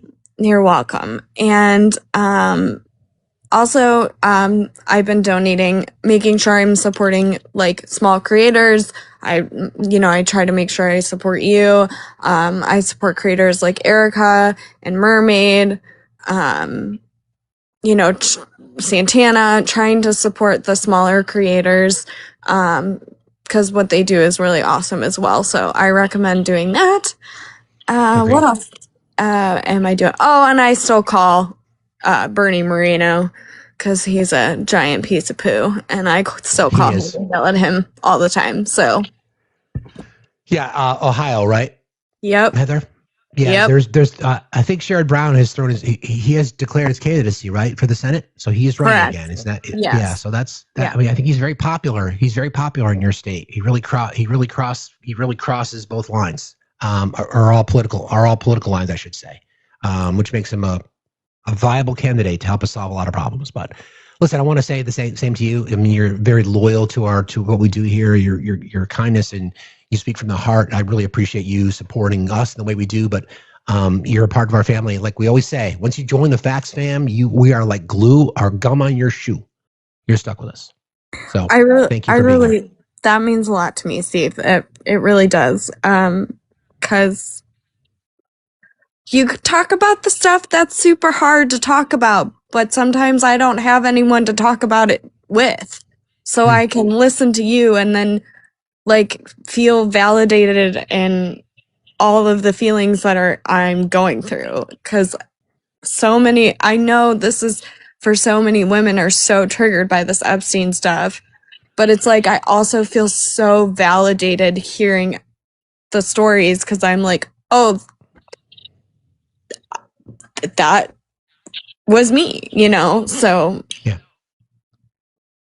yeah I just appreciate you. That's all. I appreciate you saying that. Thank you, Heather, and Merry Christmas to you and your family. Have a good day. Be safe out there. You too. Be peace. Thank you. See you later. Yeah, I appreciate that. It does not. That does not.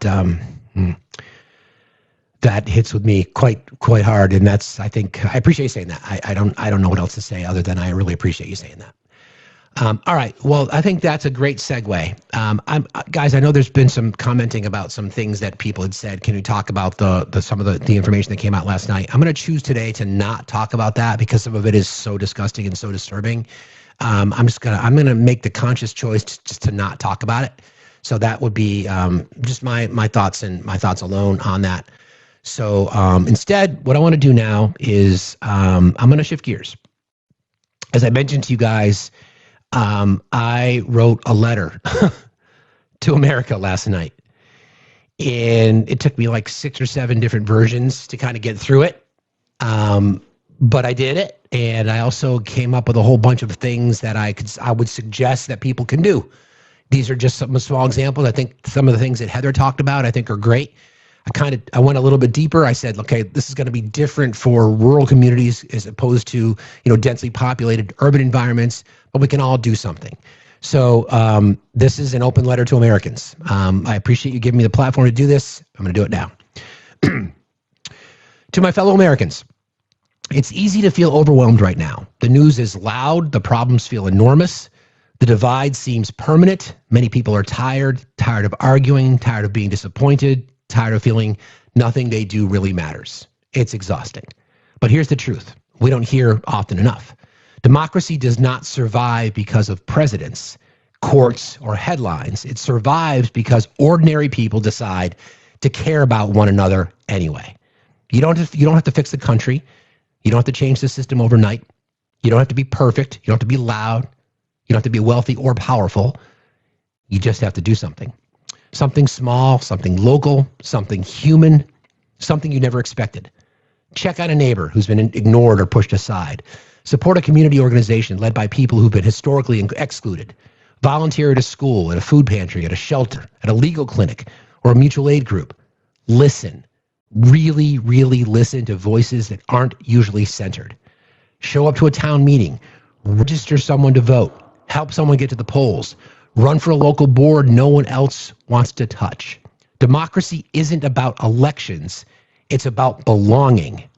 Marginalized communities, whether defined by race, disability, income, immigration status, gender identity, geography, or history, have always carried this country forward while being told to wait their turn. Uplifting those communities is not charity. It's not a favor. It's the work of a nation trying to live up to its own promises. When we invest our time, our attention, and our dignity where it has been withheld, we strengthen everyone. If you feel powerless, start where you stand. If you feel angry, turn it into service. If you feel cynical, choose hope anyway. Not the passive kind, but the kind that shows up even when it's uncomfortable. History doesn't only move because of sweeping moments. It moves because millions of people quietly decide to act with decency, with courage, with integrity, with care, and most importantly, with empathy. Your voice matters, your presence matters, your effort, no matter how small, matters. Do something, anything, and then keep going and do it again. Our communities are worth it. Our democracy is worth it. And so are we. I write for work, so oftentimes it's easy for me to kind of get my thoughts out. And that to me kind of summarizes everything that I want the Do Something movement to be part of. I want people to understand that we have a lot more power than we think we do. That we have the ability to make changes in our neighborhood, no matter, there's a line, I will post that, sure. There's a line that the Avett Brothers, one of their songs that they wrote, and I've gone back and forth on this meaning, and it really it came to me last night. There's, your life doesn't change by the man that's elected. And yeah, that is true. It is true. Because what you choose to do with whatever cards you're dealt is up to you, right? So sure, things are shitty right now. Sure, things look dark, and they are. But it's how we respond to it. And from my perspective, I think the expectation is that, the history of authoritarianism is to be able to suppress people before they feel like they've got power to fight back against it. Right? And I think that's kind of what we see. We're now at a point where people are standing up, whether it be No Kings rallies, whether it be turnouts for special elections, whether it be ICE facilities being, protested against, whether it be just everyday Americans standing up for their fellow citizens and even non-citizens. I've seen things that I never thought I would see on the bad side, but I've also seen things that I've never thought I'd see on the good side. More people united around particular causes. More people united around basic elements of humanity and decency. So I hope that resonates, and I will post that. But I also wanted to get into some of the things that we can do. Before I do that, I guess I've had a few people that have requested. Let me bring some folks up. Okay,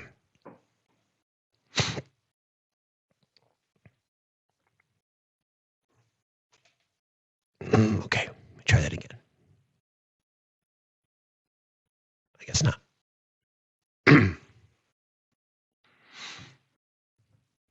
Everybody keep tapping and sharing, please. Somebody had asked me to post the gift goal, so there it is. If you want to support the channel, Cash App, PayPal, Venmo. Thank you very much.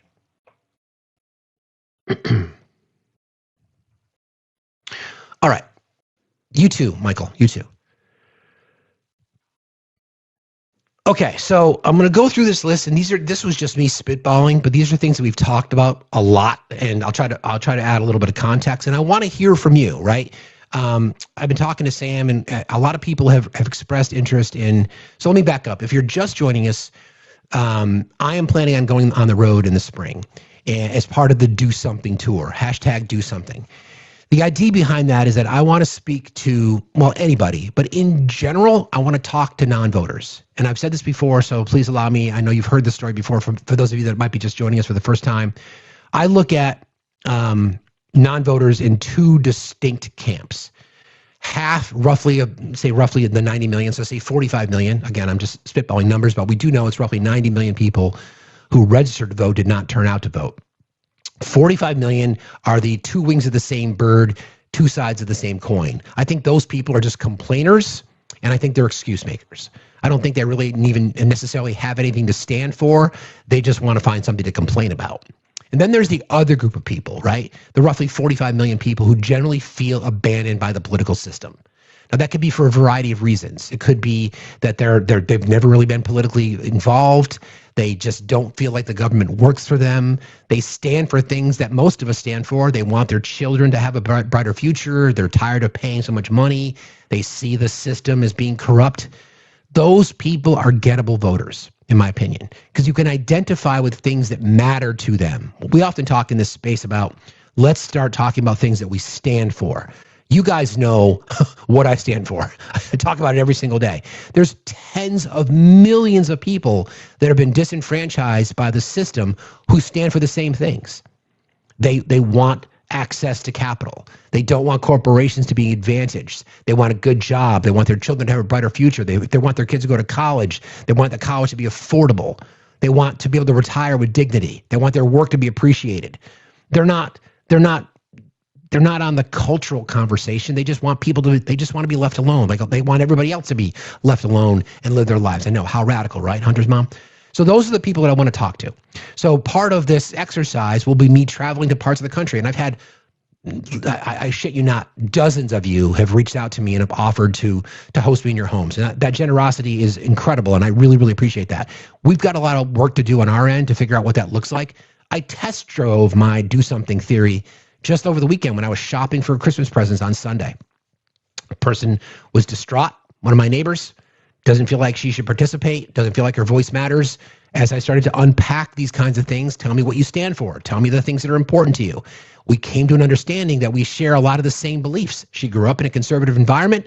She literally lives a mile from me. And we made a date. We're going to meet on election day. We're going to vote together. She hasn't voted in years. She didn't think it matters. She knows that Democrats win the state of Vermont, and they do. But that was an example. So I've tested the theory, and I want to go on the road and talk to more people. I want to use my white privilege to do that. Hopefully I can assimilate wherever I go. That's the plan. So as we get more and more further down the road, we will be asking for more specific commitments, whether that be helping us with a variety of things. I want to shout out to Fish Trucker and to Michelle as well, who are in there every day. The four of us, myself and Sam as well, we've been part of a few conversations. A lot of things that we need to get done, but we'll get it done. It's going to happen. I am driven by it. It will happen. We'll figure it out. So bear with us on that. But in the Do Something spirit, here are some things that you might want to consider doing, okay? They may not apply to everybody. They may not apply to everybody, but there's lots of things here. I'm hoping you can find some things from this list, all right? And this is stuff that just came out of my brain in the middle of the night. Actually, I've been working on this for a while, but kind of put it together last night. Become a poll worker or an election worker. Serve as a nonpartisan poll worker during early voting or on election day. We know that poll workers are under threat a lot. And that's unfortunate. But because of that, it's going to be difficult for a lot of communities, especially some rural communities that just may not have enough people to staff polling locations. Help set up polling locations, check in on voters, or assist voters with disabilities or language needs. Many jurisdictions are short-staffed, especially in rural or marginalized neighborhoods, so your presence directly protects access to the ballot. You can help reduce voter suppression, long lines, confusion, especially for first-time or elderly voters, all right? Help people register. So I kind of broke this down into like a couple of different categories. Like this category I call like strengthening democracy, all right?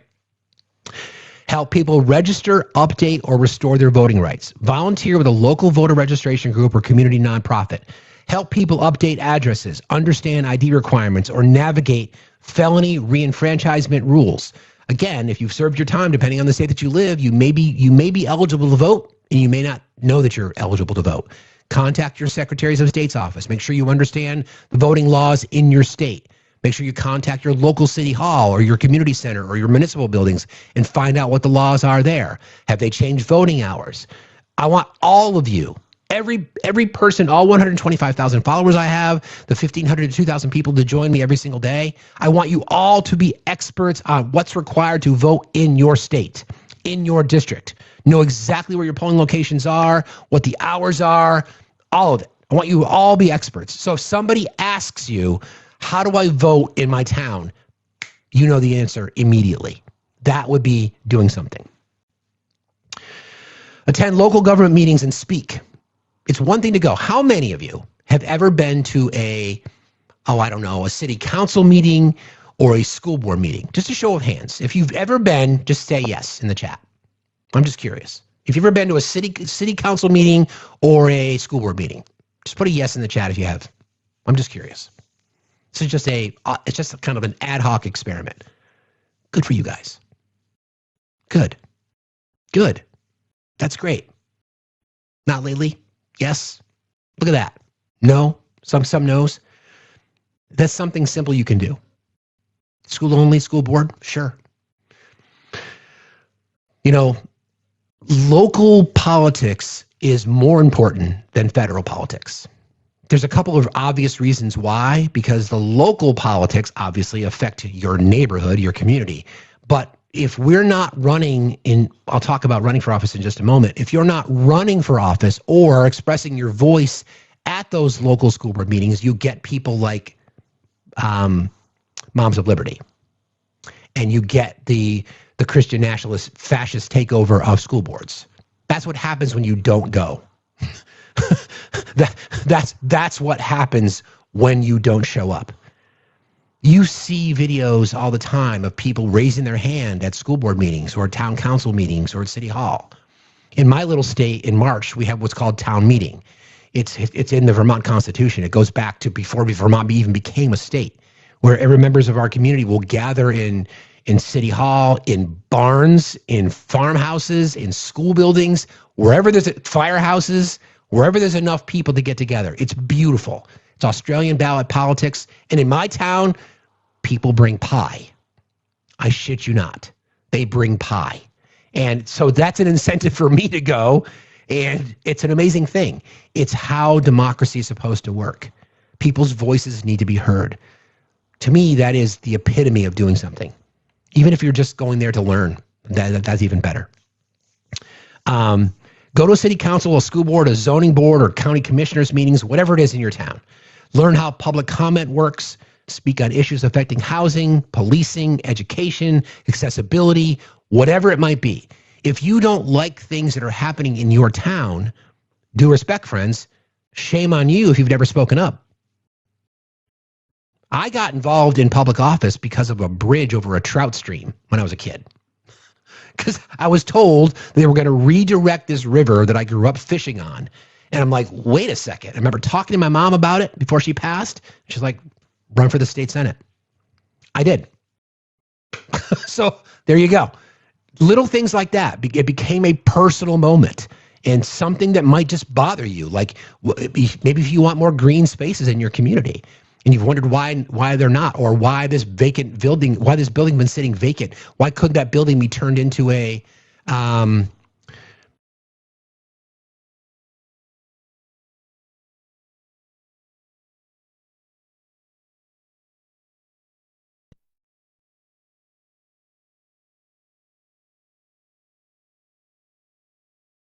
Okay, we're back.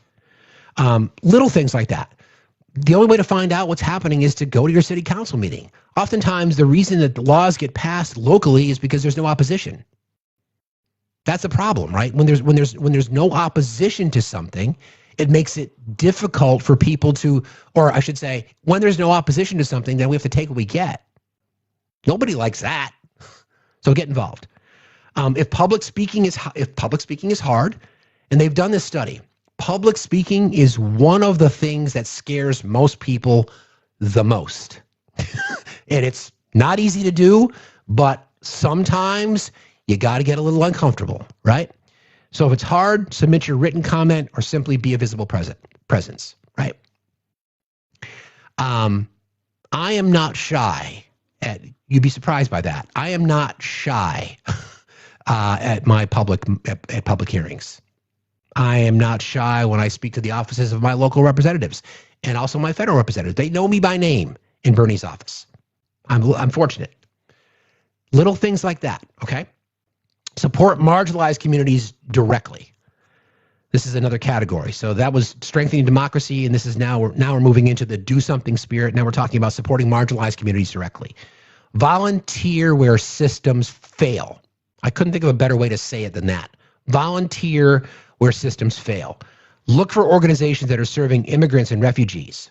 Maybe you could do English as a second language. You could volunteer after classes. Maybe you could do legal intake support. Find a local immigration attorney and volunteer your time.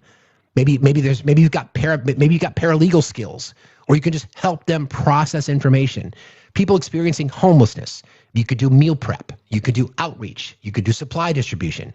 You could volunteer to cook, whatever that might be. Disabled community members, transportation, accessibility, audits, advocacy support. A lot of these things overlap because, again, if you want to provide support for people who want to vote, could be somebody who's got a disability who may not be able to get to the polls themselves.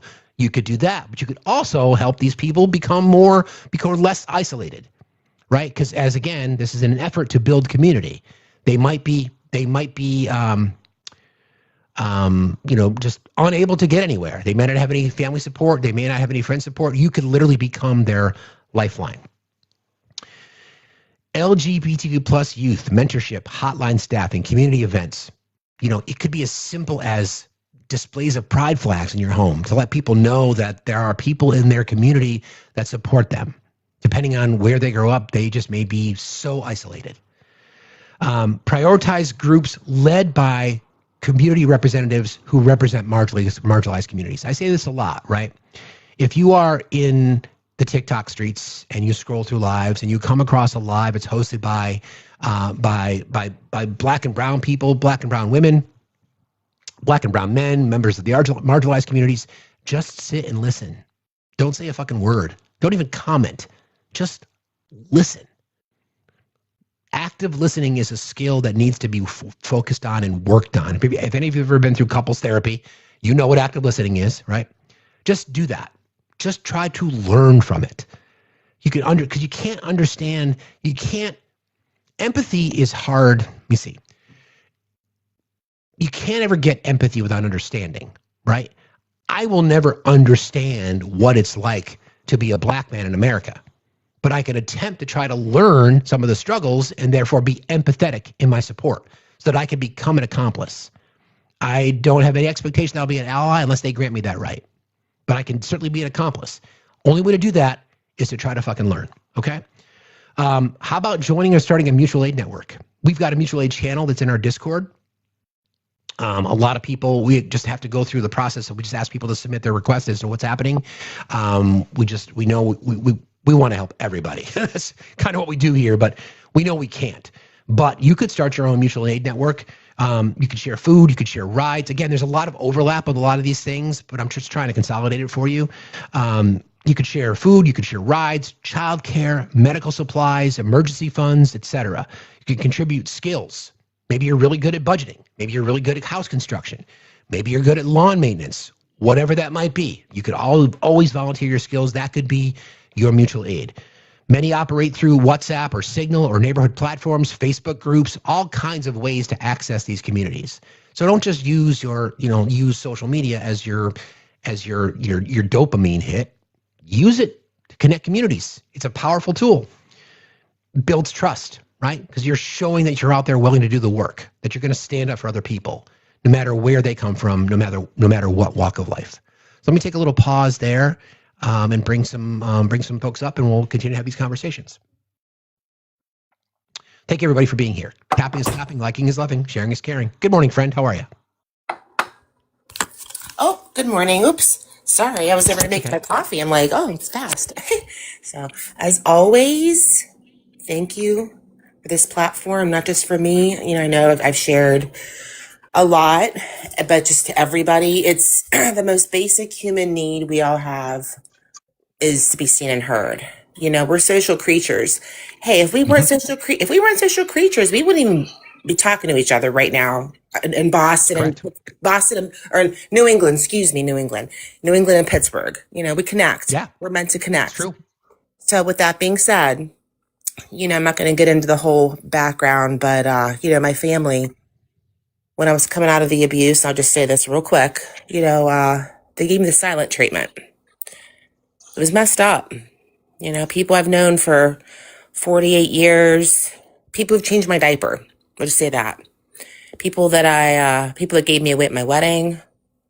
It's messed up, man. And at the time I needed them the most, I kept calling for them. The betrayal trauma is real. So it'll be this spring 2 years ago, I decided to go no contact, which it wasn't trendy. It's not in vogue. It's not, cool thing to do. I know TikTok talks about it a lot. No, you got to be ready for this kind of hurt and pain. It's grief. And there was a big difference between the silent treatment, no contact, just so you guys are aware, but I'm not going to get into that either. With all that being said, a lot of people, including myself, this is my third Christmas, celebrating here, just me. And if you are by yourself, okay, there's 1.3 thousand people in this live. If you are celebrating these holidays, and they are tough, they are very difficult to get through, all the fa laws and all that, forget it. What I've learned through these last 3 years, is you are never by yourself. You are with yourself. Because, I'm laying in bed last night and I was kind of in and out of sleep. And what helped me something came to me last night, what's going to help me heal is looking back at all those times I've did things for myself. That's the healing moment, because you are somebody, you are a person, you do matter, and especially in BIPOC communities, I have been an ally for 30 years. My first drag show was, in 94, I'm aging myself. But, it's so important. And for those, MAGA who are really hurting, heal yourselves. It's not cool. You're not self-important. I'm not going to make it like that. But I'm standing here in my living room. I ordered some things from Amazon and I wrapped them up for myself. I have my tree. I made cookies. I've celebrated Christmas Eve, the 7 fishes since I've been born, since 74. I'm making a little something for myself. I'm going to a midnight mass tonight. First time I've been to mass in a long time, because I've deconstructed from it. It's going to be interesting to look at it from a Catholic mass from a deconstructive point of view. But all these things, this life event has impacted me, partially negative, but honestly, Steve, in the positive. If it wasn't for that, and I'm not going to give those people credit for hurting me, abusing me. This goes to law enforcement in Ohio as well. A lot. It's heavy, and I will be creating content soon. But if it, that experience, and it wasn't that, it was me reaching out to you and your community, and it was your own power. You have that. And the most important thing, if you are in pain, you have to grieve. You have to release that, but also heal yourself and do little things, whether it's wherever you are in the country. Here in Pittsburgh, it's going to be raining, but it's Christmas. Go out for a Christmas walk. Maybe just go and buy some, special coffee to have. You don't have to do anything expensive. Do something little for yourself, because you matter. You really do. it helped me. I look back at my life, not my life, like I'm a memoir here, but I look back at the struggles I've had these last 3 years, and I really looked at the wins I had, and wow, it's powerful, And so all this I'm saying here, I do take it into the BIPOC communities, and it's important. Those people are warriors. They really, really are, especially the trans community. I'm very protective over those people. But anyway, Bunatale. I'm going to fix my clams and all that. Yep. Thank you. Love you I guys. appreciate you, Fred. Love you too. Merry Christmas. See you Merry later. Christmas. Yeah, I mean, lots of great advice about self-care, right? Love yourself. We know that men have a difficult time with that in general. So maybe this is the opportunity to try to do that. So real quick, let me just thank a couple people.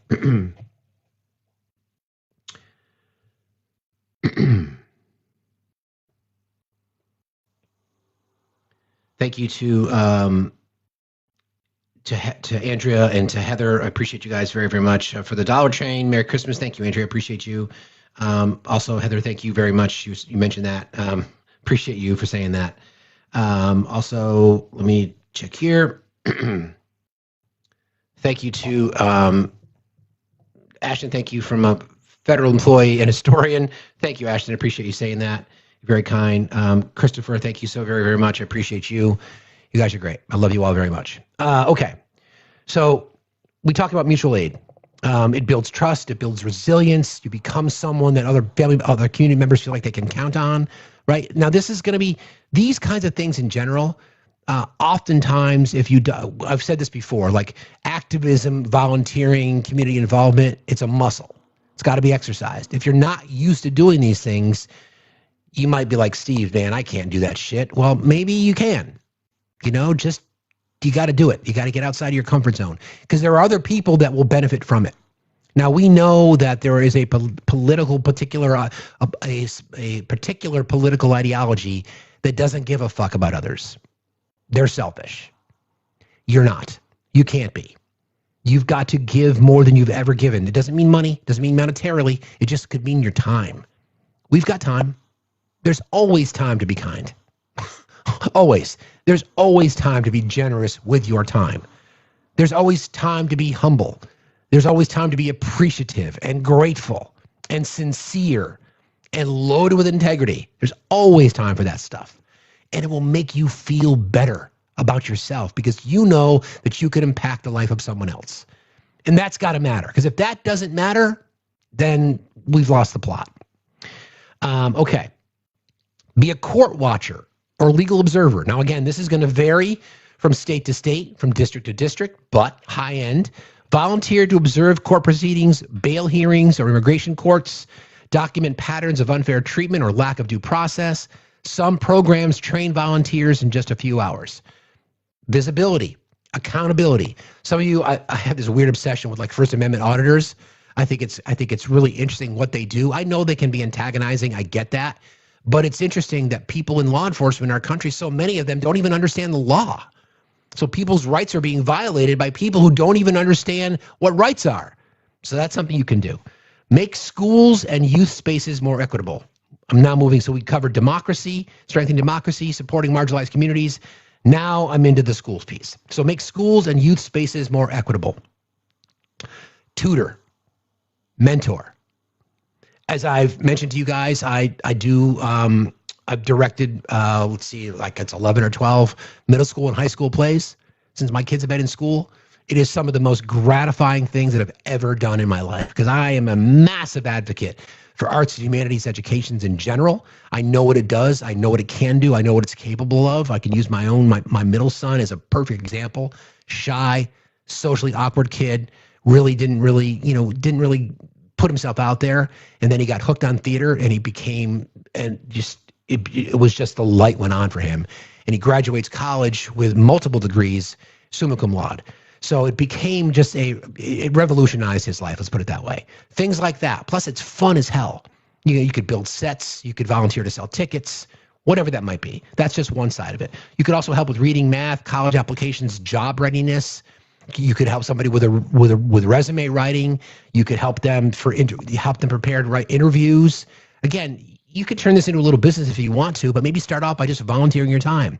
If you've got a Facebook presence in high school or in or Instagram in your neighborhood, maybe you just throw this out there to say, hey, I'm a resume writer. I've got people in our community that I've helped with their resumes. It's something that I've got experience doing. Why not share it? Why not share it? Why not try to use your own skills to help somebody, right? I mean, isn't that what we're talking about? That is the quintessential do something spirit, in my opinion. Many schools and nonprofits match volunteers with students, depending on what it is. You know, you might be. I remember when I worked for I worked with Habitat Humanity for a few summers, and that was one of the things that they did. They went around to the local trade programs at high schools and middle schools and community colleges, and they sought volunteers.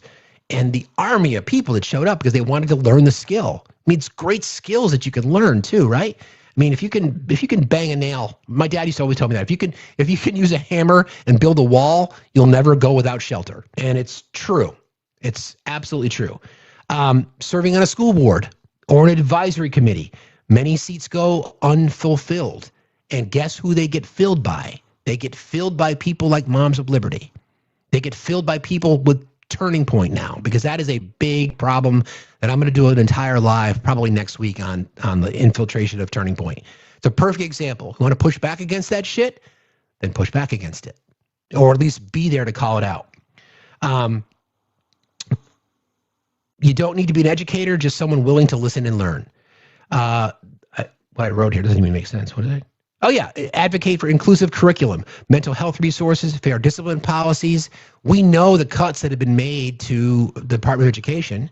We know that funds that are being cut from the Department of Education to support programs that support children with special needs. Then what can you do to help? What can you do? Can you volunteer your time after school? Can you be questioning the school board as to why there is not exclusionary curricula? You know, they're anti-wokeness bullshit. Again, back to Turning Point. Okay. It helps. We'll shape policy, attending these school board meetings, and what school boards, having served on one and having go on numerous school boards and having go to many, many meetings, they do take community energy, and they measure that, so that they know they're talking about, you know, what the things that they're talking about, if they're controversial, the more people show up. Depending on what it is, you could have a packed house. Just go to a school board meeting. Just go to see what it's like. If you've never, you might decide you want to serve. Do it. Use your skills for civic good. Offer pro bono, low-cost skills. Again, resume writing. You might be able to help a nonprofit with a mural or graphic design work. You could help with coding if that's a skill that you've got. I'm not the best organizer, but I know plenty of people that are. You could help them organize community activity events. You just might have somebody, you might need help, or a friend of yours might need help organizing their barn or their house. That's something, if you've got skills in those areas, then put your hand up saying, I can do this. I can help you with that. How about translation or interpreting? Do you have do you speak another language? Are you surrounded by people who their primary language is Spanish or whatever that might be? Could you help translate? Could you offer that as a free service? Volunteer to translate documents, meetings, voter guides. Even bilingual teenagers can make a huge difference, because, to summarize that, access is power. The more you know, the more you know. You know, that's why, that's one of the reasons why, in my opinion, that the right and the conservatives and the Turning Point USA crowd want to defund education. They don't want people to have access. They don't want people to know what's going on so that they can manipulate the truth. So push back. Build a community where you live. Start small, locally. Organize a neighborhood cleanup, community meals, mutual aid pantries. Again, a lot of crossover with these kinds of things. But, you know, there's a little spot in my community where it's just like, it looks like a small house, but it sits on top of like a mailbox pole, and people just put books in it. You can take a book, read a book, leave a book. You could do the same thing with food. Maybe you're a really good builder. Maybe you could build a little community pantry. You could put a sign on it that says donations. and people can put food in there. People could take food out. It starts this cycle. You know, I remember something that my kids did when we were little. We lived in a different town. We had a box of sidewalk chalk that we put out, and people would just come by and grab the sidewalk chalk and then painted designs in the sidewalk, and it looked awesome. It got like a little bit of news coverage. It was a really, really cool thing. It was a really, really cool thing. Is that something you could do? Again, just little tiny little things to make a difference, because joy is resistance. If you can bring a smile to somebody's face, maybe you play an instrument. Maybe you could sit out on your front porch and grab your guitar and start singing songs. Maybe you could just, walk around the neighborhood with a boombox, say anything. And just try to cheer people up or get people thinking, just the toe tap, or drive around with your windows down. I wouldn't recommend that today if you're in Vermont, but in general, just little tiny things. They might seem stupid, but it could brighten somebody's day. Give a compliment. Good call. Good call. Give a compliment to somebody. Men, I'm glad you said that. Quite. Fellas, it's okay to compliment another man if he's handsome or smart or you like the way that they dress. There's nothing wrong with that at all. In fact, it should be encouraged more. Don't take it as a threat. If you see something, say it. Like, dude, you look good today. That's a great looking shirt on you. What the fuck is wrong with that? Nothing is wrong with that. Okay. So then politics. Let me pause there for just a second. I've got a few more folks that have requested. Oh, it's Cameron. Haven't seen Cameron in a while.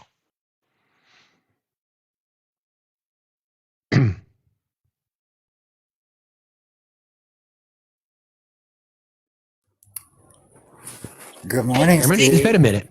How are you? I've been busy. My cookbook comes out in March, so I've been busy. Oh, that's fantastic. But yeah, I did something with my drag queen friends here in Oklahoma. We got together all of their old purses and stuff, and we filled them with feminine hygiene products and like just women's body wash and stuff like that. And we donated all of them to the women's shelter here, and it's called Bags for Babes. That's awesome. That's great. What a great thing to do. That's a perfect do something. Low cost, but what an impact. Yeah, and I donated a bunch of cookies to the women's shelter that their kids are there with them so they can decorate cookies for Christmas Eve, and got gingerbread cookies and all that kind of stuff going on with them. So I love that. Bags for Babes. I love that. When does your book come out, and where will we be able to buy it? it will be available on the TikTok shop and on Amazon, and it comes out in March. Will you please take a note, come back just before the release so we can promote the shit out of it, okay? Yes, I will. Okay. And thank you for doing something, Cameron. Have a great Christmas. All right, thanks. Have a great Christmas. You too. See you later. That's great.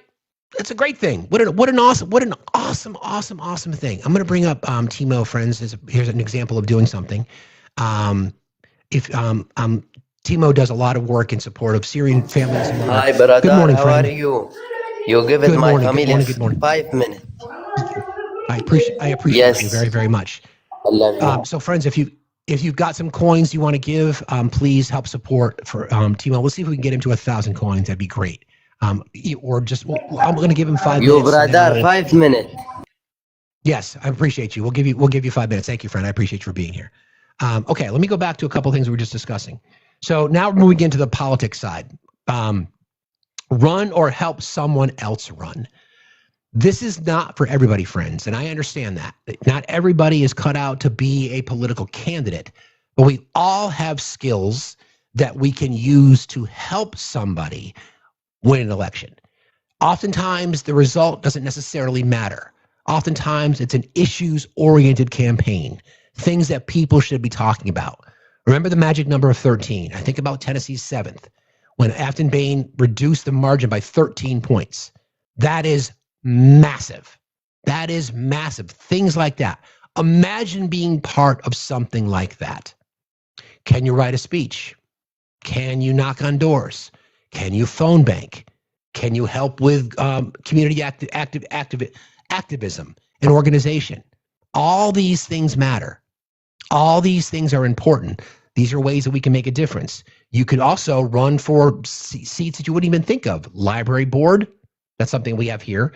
Housing authority, planning commission, water district, community college trustees. These are all things that happen in our government every single day. Every single day. There's no reason that these seats should go empty.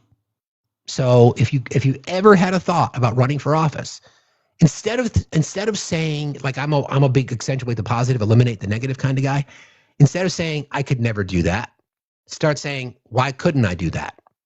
Just flip the script a little bit. Timo, thanks for being here today, friend. We appreciate you. We love you very much. Be safe out there. All right. Thank you guys for your generosity and your kindness. Support first-time or marginalized candidates for whatever it is. Volunteer for door knocking, data entry, fundraising, voter outreach. Help candidates from underrepresented backgrounds navigate the process. Democracy works better. I like this quote, by the way. Democracy works better when leadership reflects the people. Anybody wants that, they can use it. Democracy works better when leadership reflects the people. Not that complicated. Pretty simple. You don't need permission. You don't need to wait for a movement. You don't need to agree with everybody. You just need to do something. Whatever it is. You don't need permission. You don't need to wait. You don't need to agree with everybody. You just need to do something. That's my ask. That's my request. That's my hope. Good morning, friend. How are you today? Oh, good morning. Merry Christmas to you, friend. Same to you.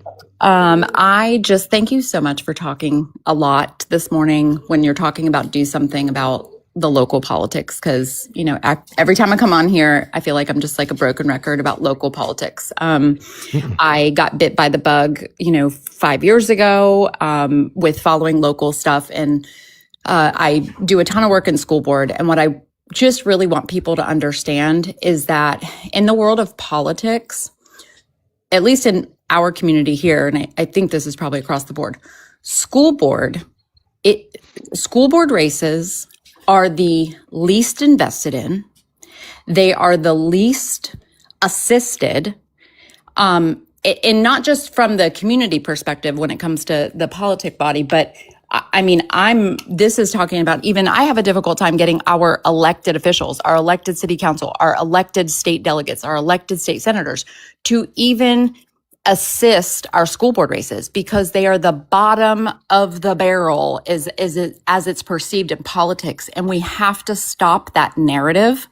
And we need people paying attention to these. This is our future. These kids, the policies that are taking place right now across the country, everywhere at school boards, from MAGA Moms of Liberty people, it is so detrimental, and it is going to take decades to undo some of the stuff that this administration has done on a national level. And what is happening, our school board in Virginia was taken over by MAGA. They had a MAGA takeover in 2022, and it's been hell. And so one of the things I noticed is that people the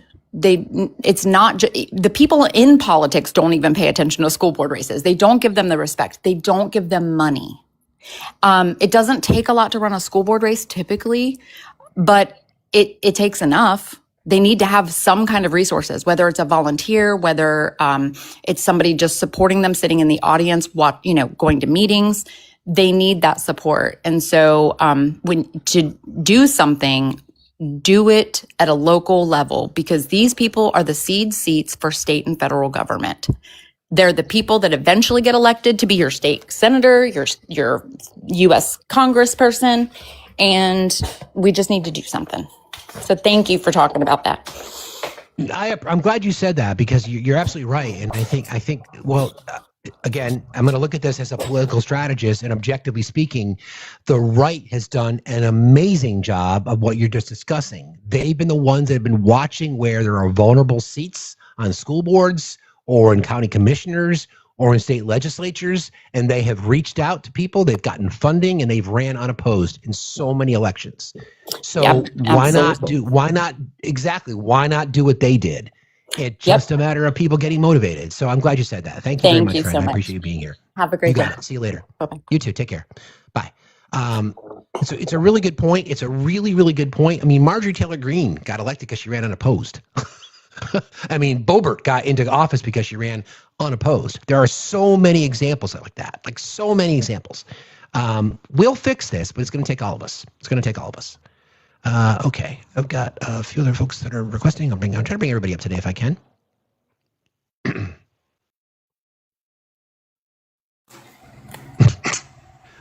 Good morning. Good morning. How are you? I'm fine, thank you. What's on your mind?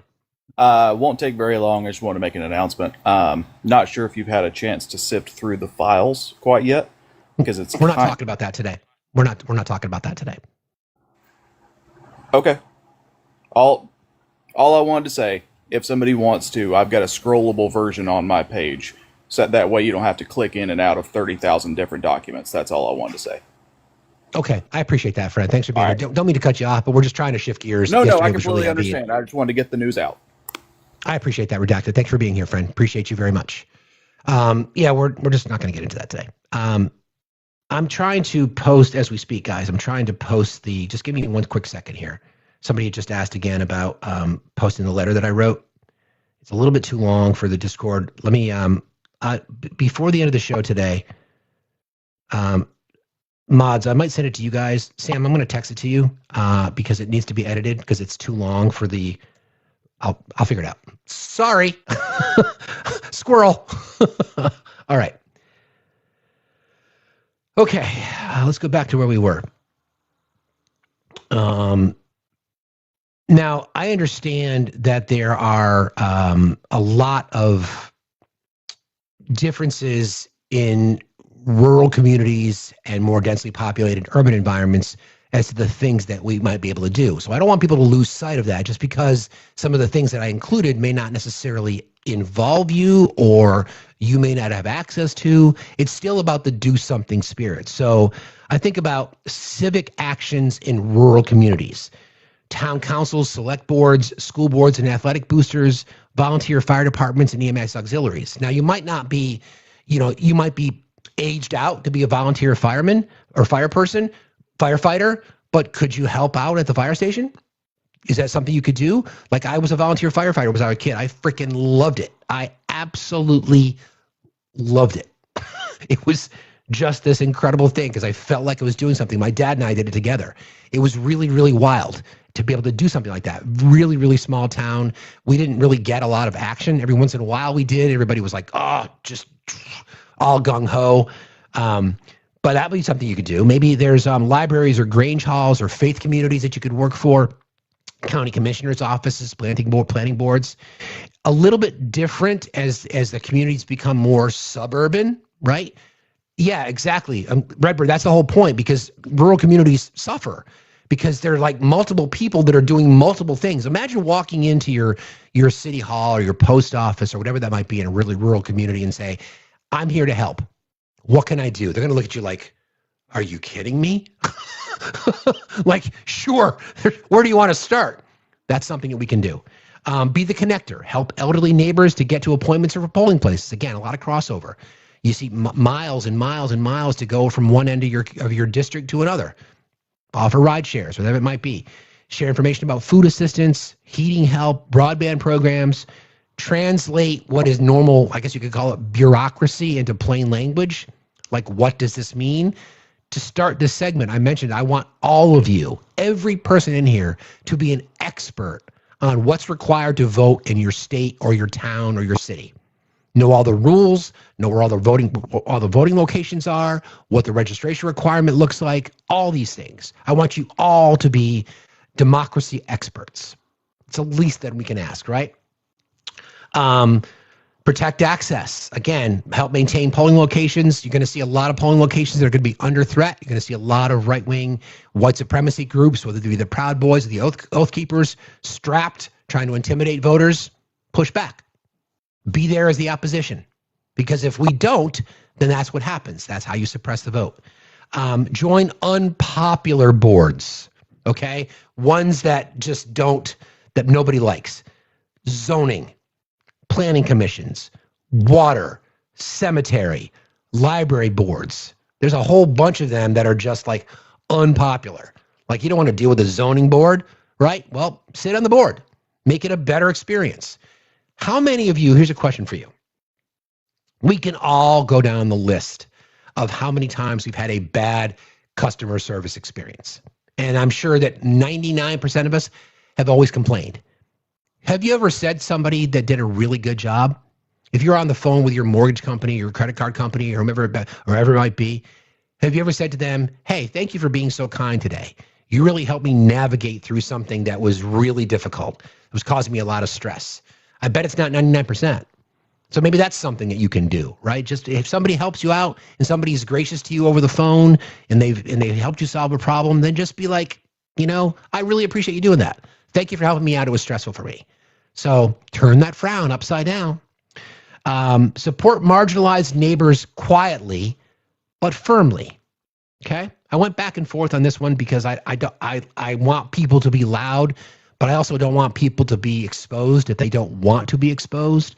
So LGBTQ plus youth, in particular trans youth, migrant workers, disabled residents, Native communities, low-income families often live invisibly.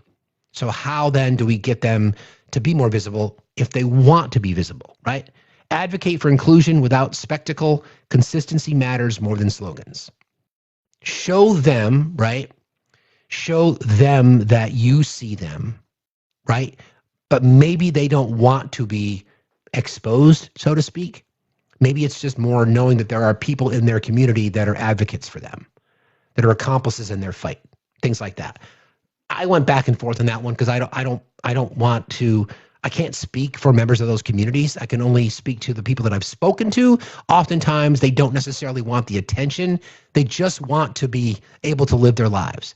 So show them, especially trans youth, show them that there are people that are out there that are willing to fight for them, or at least offer them a safe space. If things get complicated at your house in the middle of the night, knock on my door. Little things like that. It creates safety, in my opinion, is the goal. People who can't necessarily just blend in, especially in rural communities. It's a lot easier to do that in a larger metropolitan area, but in a rural community, it's not exactly the easiest thing to do. Okay. Everybody keep tapping, please. Appreciate y'all very, very much.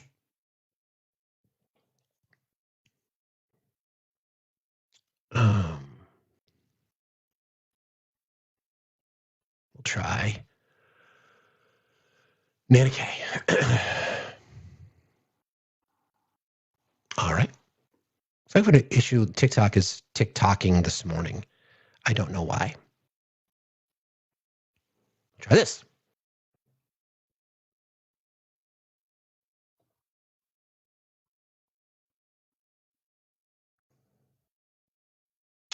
Okay, I just gotta take a quick break, you guys. So I'll play our PSA as a chance to take a break, and I'll be right back. TikTok. It is our intention during these live broadcasts to only provide fact-based information to the absolute best of our ability. We strive to never spread misinformation or to platform those that do. Opinions of our guests or commenters are theirs and theirs alone and do not reflect those of the host. Hate speech is not allowed, and we are diligent about policing it. This platform is for educational purposes only. We now return you to our regularly scheduled pandemonium, already in progress.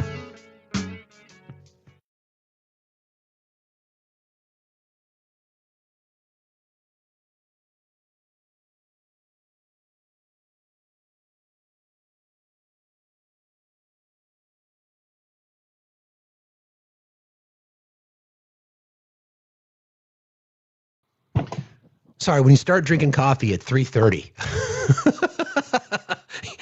the old bladder's like, "Hey, what the hell are you doing to us, bro? What are you doing, man? What's going on?" Anyway, welcome back. I'm having a difficult time. People are not able to connect today. I'm not sure what's going on, but I'll keep trying. Thank you, Martina Raiders.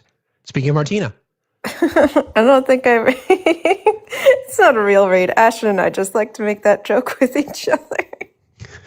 We're a raid of one. I appreciate that.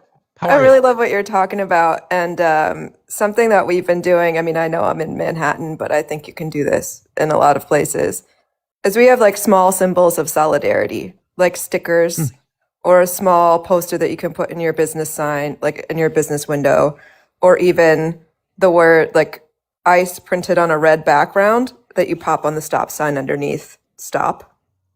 And so they become small signs of community solidarity that show that you're with people, like stickers with trans flags on them, things like that, that really just show, hey, you're being thought of.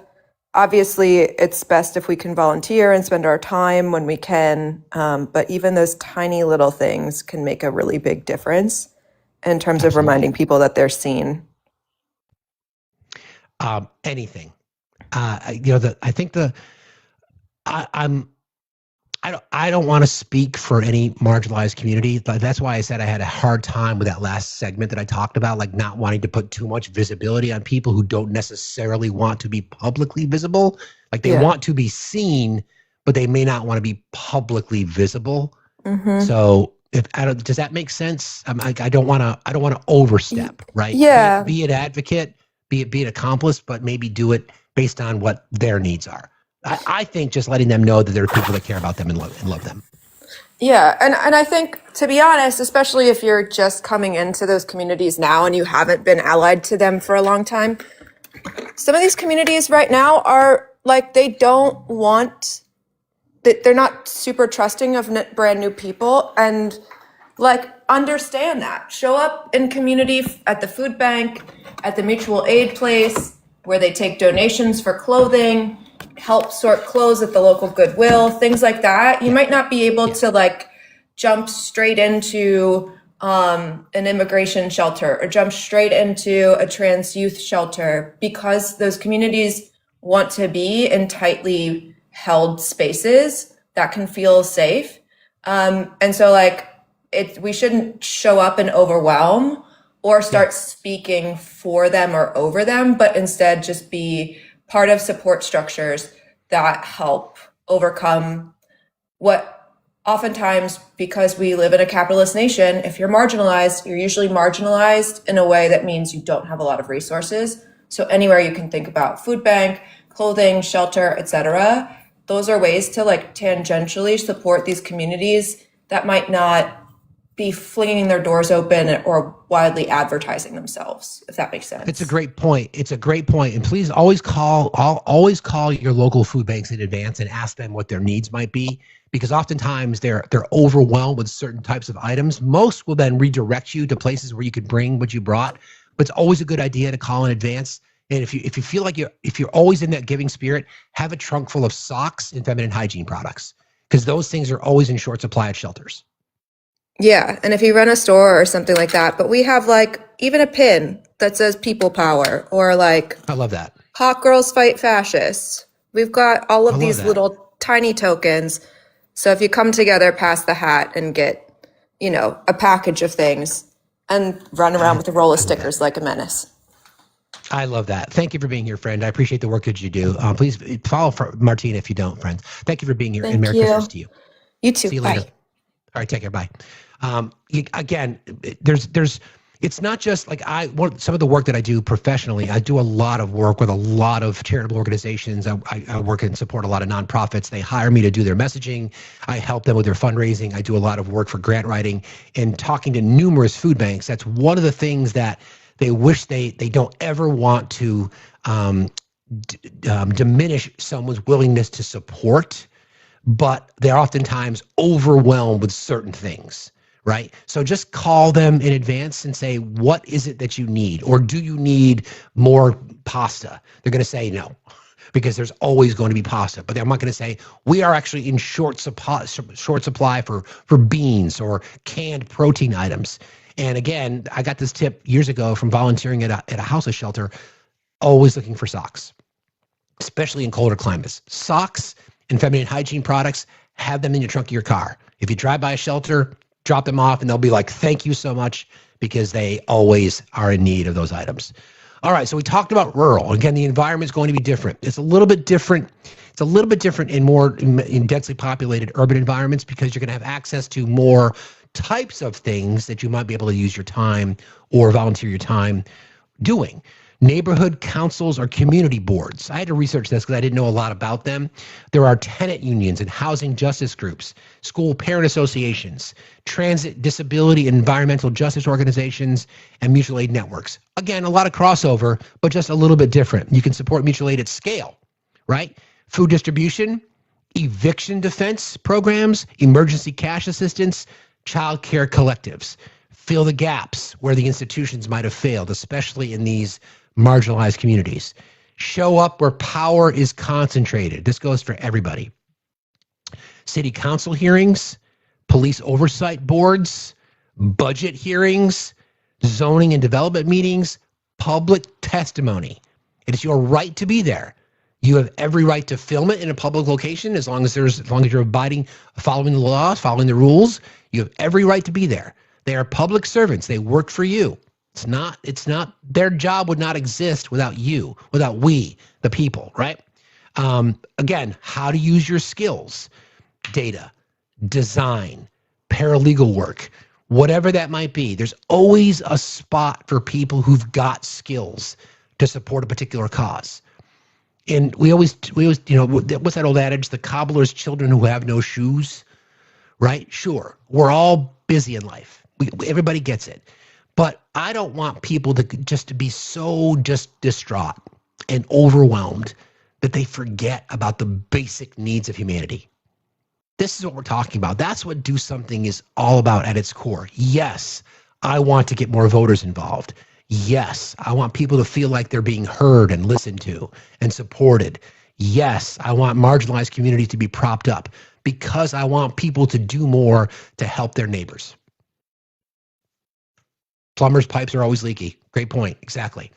That's what the true Do Something spirit is, right? It doesn't matter what it is. It's just got to be something. And from what I've learned, you know, as somebody who's been an activist and done lots of things my whole life, is that it becomes this thing where it becomes part of you, and you feel like there's always something else to do, and then that leads to somebody else doing something, and then that leads to somebody else doing something. Like we have day of service programs. Most schools do.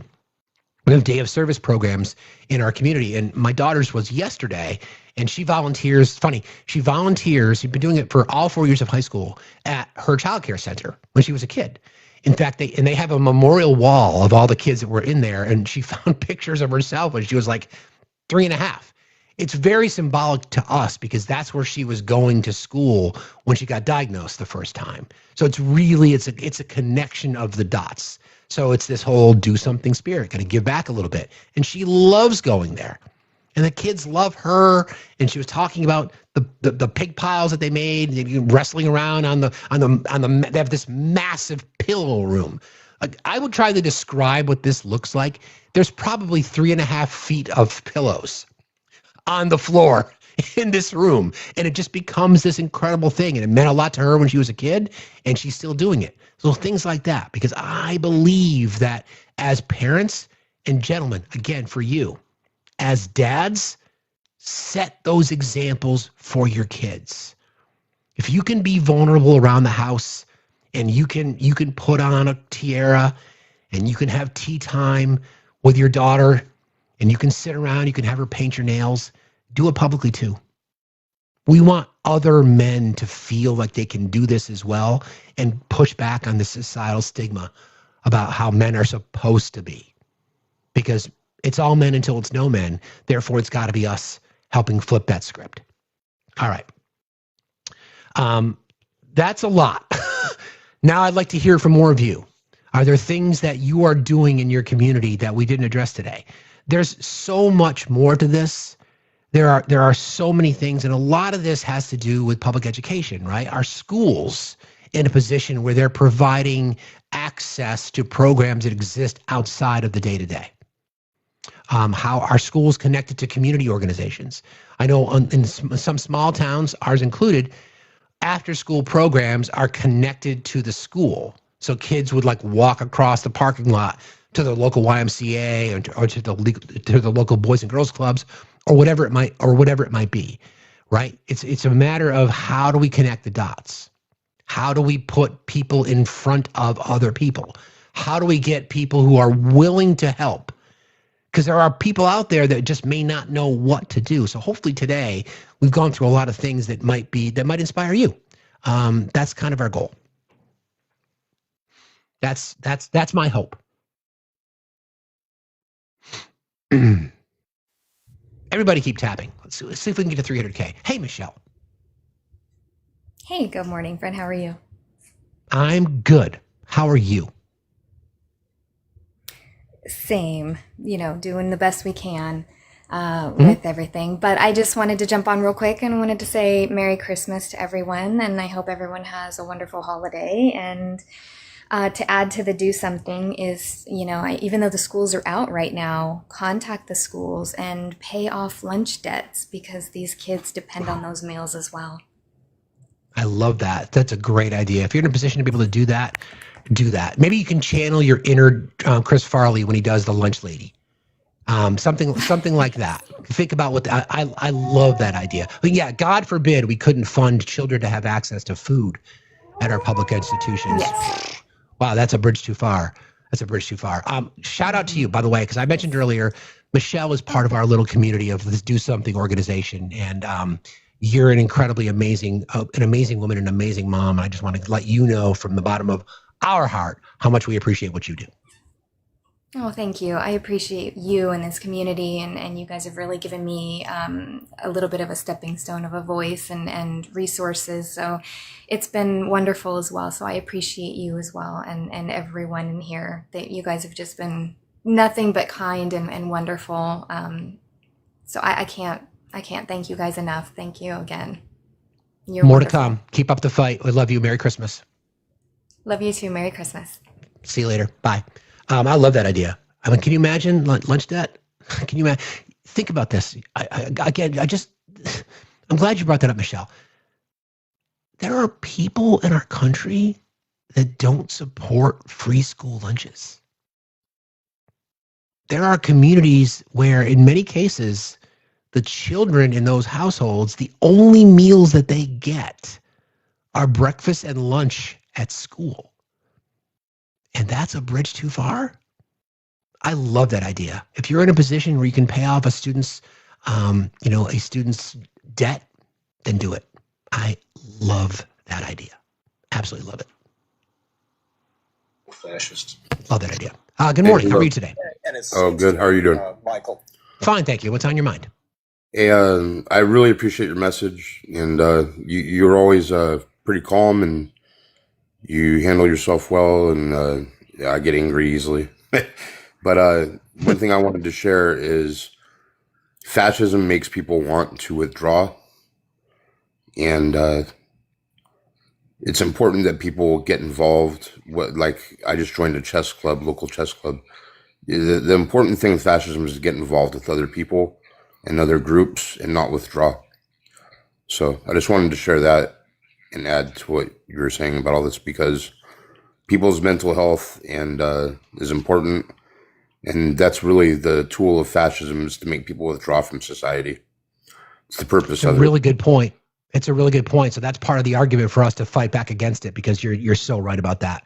Thank you for jumping in today, friend. I appreciate you very much for being here. Thanks a lot. Be safe out there. Merry Christmas. Take care. It's a really good point. I mean, these things are by design, right? People are doing these things because they don't think people will respond.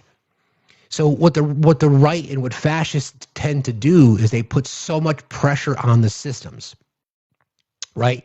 That they expect people to be overwhelmed and not willing to fight back. Not willing to fight back. And that's really sad, because so many people will be harmed.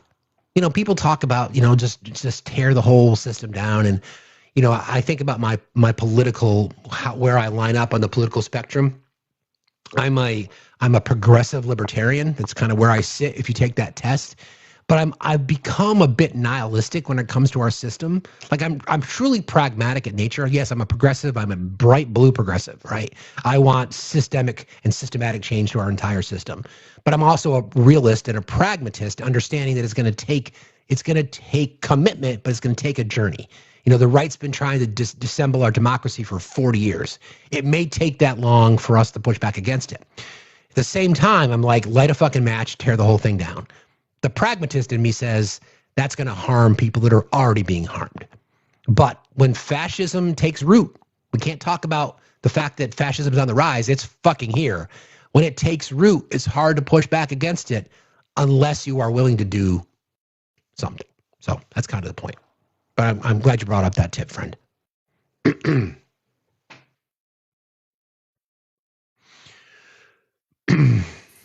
Good morning, Rockstar. How are you? Good morning. How are you? I'm good. What is on your mind today? I still don't have my regular voice. I've been fighting this cold for 2 weeks now. So everybody's sick. By the way, for anybody who ever wants, if anybody ever wants to show love to our mods because they're amazing, Cabin Mom is one. So send her your love. Oh, thank you. One thing I wanted to tell people that I did was I joined Free Mom Hugs. And I know I've told you about this before. And it's a national organization. There's local chapters. All you have to do to join is go to freemomhugs.org and sign up as a volunteer. And what we do is we go to Pride events, or we did a suicide prevention walk event, and you offer hugs and support to people. And it's really rewarding to me because people cry, people laugh. It's just awesome. And I've gotten so much out of that, but you're also giving so much to the people there, just giving that support to the people, and they really appreciate it. I do want to say that you don't have to be a mom of a member of the LGBTQ community or anything. You don't have to be a mom at all. And one of the most amazing things is the last event that I did, there were 2 dads there that had free dad hug shirts on, which you can buy on the website. And there were men who would not hug the women, but they would hug the men. So, and I think that's just a respect thing. You know, men aren't always comfortable hugging strange women, but the men need the hugs too. And so if you're a man and you're comfortable hugging people, do that. It's very rewarding and it's free to do. You sign up for events. I joined through Facebook on our local group. You find out about events and you show up and you offer support. You do hugs, fist bumps, just conversations. People will tell you their stories about how their families don't speak to them because they've come out, but this is a way to offer support and to let these people know that they are seen and they are valued and loved. So it's called freemomhugs.org. I love that so much. Like I'm a big hugger myself. I love so that. am I. And that of course, just if everybody knows that's exactly who you are. So I appreciate you sharing that story. I really do. And by the way, I was salivating over the cookies that you were sharing in our chat last night. So thanks for that. Sorry. Like I really needed more. Like I really needed more reasons to go. After considering I was in a particular state last night when I shared that comment, so that I had to go back to my supply supplied to me by Cookie. So there you go. Anyway, but thank you for being here. I love you very much. Merry Christmas. Thank you. Love you too. Love everybody. Have a good Christmas. Bye. You too. Bye. Yeah. Exactly. There needs to be cookies, and there needs to be more cookies in people's lives. Cookies bring joy. But how dare you guys tell me to eat those 5 cookies before dinner? Shame on you. Good morning, Blue Nurse. How are you? I'm good. How are you? I'm fine, thank you. What's on your mind? I just wanted to say, I talked to you the other day about, I'm a member of the Democratic Party, and that's where I was looking for families to feed for Christmas. And one of the families didn't want to take food from Methodist. And we talked about that. And I live in Arkansas. I'm sorry, but I do. I've always lived here. I'll always live here because my kids live here. But it is very red, very racist, very MAGA. It's just horrible. But so I expected them to say they didn't want food from Democrats, but they didn't want food from Methodists. So when I talked to you about it, and several people messaged me and said, I wouldn't feed them. Don't feed them. If they don't want food from, if they're hungry, they'll take food from anybody. And here's what I want to say about that. If people are hungry, feed them. If they hate you, feed them. Because I think first of all, they have kids that need to be fed. And one day they'll see who the people that were standing in when they were hungry, who fed them. The Democrats fed them. The radical left lunatics are the ones that fed them. Because trust me, It wasn't the Republican Party of my county. So I'm not, I'm going to keep feeding them. I used to be a school nurse, and so I have a lot of connections at the school. And I went to stand in the gap for kids that, the kids that don't have shoes, call me and let me do that. Little things, because we don't have a lot going on in our county to help homeless or trans or, anybody really. So I just think that even when you get discouraged and you are hated for being who you are because you're an empathetic person, keep doing it, because I think the more that we do, then we're going to turn this whole thing around to our benefit. They're going to see that when these people were taking over and these people were trying to turn everybody ugly, and we didn't let it happen. We didn't let them invade our hearts and make us hate. We were the ones that were doing it. So the do something movement, I don't know. I just actually clicked on, but I saw that and I thought, that's what we've been. That I've got like 5 or 6 friends, and when we see something that needs to be done, we do it. And I think we're going to turn it around. I think they're going to see that when they were spreading hate and trying to take SNAP benefits away from kids and trying to take lunches away from kids, that we were the ones standing in and saying, we'll help. You don't have to like me, but I want to help you. And I'm about to go to freemomhugs.org because I go to all the pride rallies and stuff, just kind of for support, And I'm a hugger too, Steve. More huggers. That's what I wanted to say. Just don't stop, even if you're hated for being a good person and doing what, helping the least of us. That's what I think we're called to do, and I'm going to keep doing it no matter who likes it or who doesn't like it. And I think that's going to be the way to turn this whole thing around, is just by doing good. I agree. Thank you for saying that. I appreciate you very much, and Merry Christmas to you and your family. Merry Christmas. See you later. All right, bye. Bye. That's great. I love that. She's right. That's the whole point, right? I want the most red hat wearing Trump gold sneakers person to have health care. I want them to have food. I want them to have affordable housing. It's a fundamental difference between us and them. I've said to you guys this before, and this is the analogy that I like. There'd be 100 people standing in front of me, or a progressive or person who on the left who believes in these kinds of things. It could be 100 people standing in front of me, and I know that one person would not be eligible for this benefit, but I don't give a fuck because I want everybody to be fed. Same scenario for the right. 100 people could be standing in front of them, and one person wouldn't be eligible. They wouldn't want anybody to be fed. That is a fundamental difference between us. What kind of society do you want? It's pretty simple. So kindness has to win, and we will make sure that it does. That is our mission. That is my promise to you all. Just jump on board to do something. Hello. Hi, how are you? You made a bigger impact on us yesterday, and I want to thank you for that, by the way. Thank you. And I appreciate it. And thank you for holding the space. Because as you're saying, kindness goes a long way. People remember how you make them feel. Mm-hmm. People may not remember what you did. People may not even remember your name sometimes. But they will remember how you made them feel.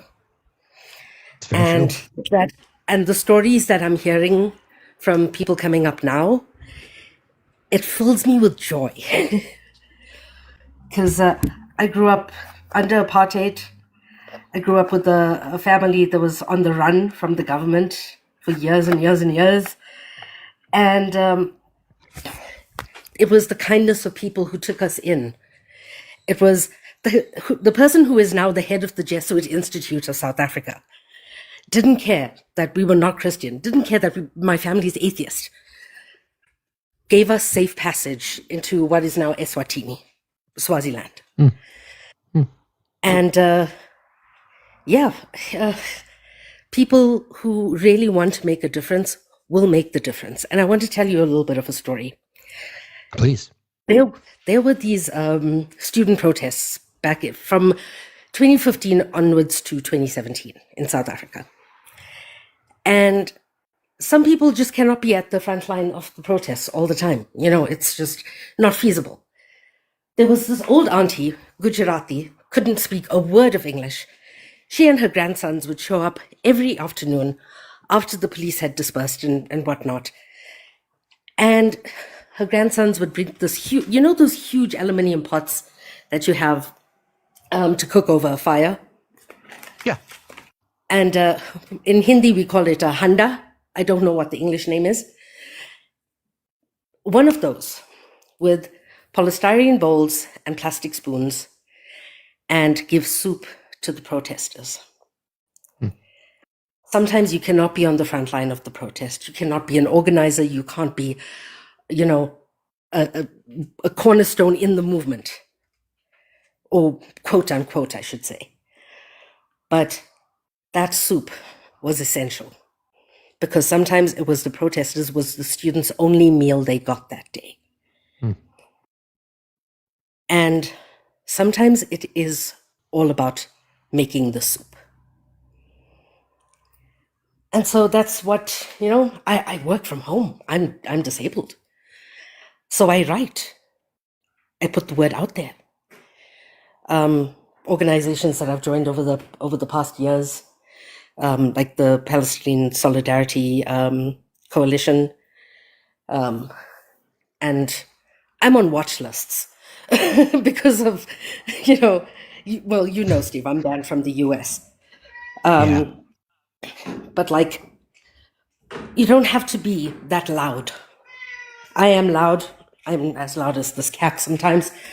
And he's yelling at me for don't look at me in that tone of meow. It's sometimes, you know, I'm able to do that because I have the platform. But just know that whatever your role is in the movement, even if it is just liking, sharing, commenting, whatever you can do, whatever is within your capability, we still have to survive under capitalism. And not all of us can risk everything for the causes that we fight for. Correct. Just understand the smallest thing. I'm going to quote Lord of the Rings here. Even the smallest person can change the course of the future. Indeed. I love that quote. But what I did today was I got... So, spicy streaming in South Africa is still very stigmatized. Okay. I organized a streaming space for independent streamers. Excellent. And that's what I spent my morning doing. That's excellent. And negotiated a really low cost. And so, yeah, independent streamers now have a space where, in Johannesburg, where they can go and stream their content. Well, I love that. I love that. I mean, I'm sure there's many people in our country, because there's many states that don't allow for spicy streaming, that I'm sure that would love to find out how you pulled that off, because we could all use a little bit more of that in our life these days. That's for sure. Yeah, because as work is work, and let people work how they need to work. Indeed. I fully agree. Yeah. Again, I wanted to thank you yesterday for that moment. And it was the appropriate time for us to end our live too, for what you did. You made a big difference on a lot of people. If anybody wants to watch the replay, they can watch the replay. It's on our YouTube channel. But I just wanted to thank you, and you're welcome in this space anytime, for not just because of who you are, but the amazing way in which you deliver a message. Your voice is wonderful to hear, and the work that you do is even better. So thank you, friend, for being here. And I wish you a Merry Christmas. Merry Christmas, happy solstice, good holidays, and I'll see you on the flip side. You certainly will. Be safe out there, friend. Solidarity. Thank you. You as well. I love that. I love that message. Yeah. Okay.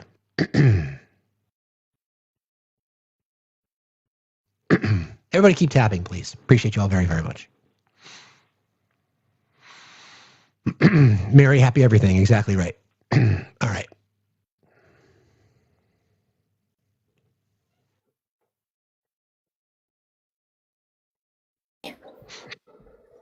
Good morning.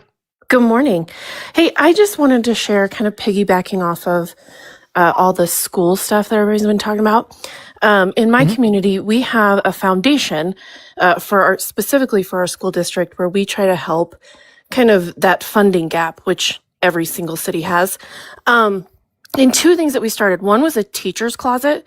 So we managed to get donations from all over the community for supplies so that teachers don't have to go out and purchase them themselves.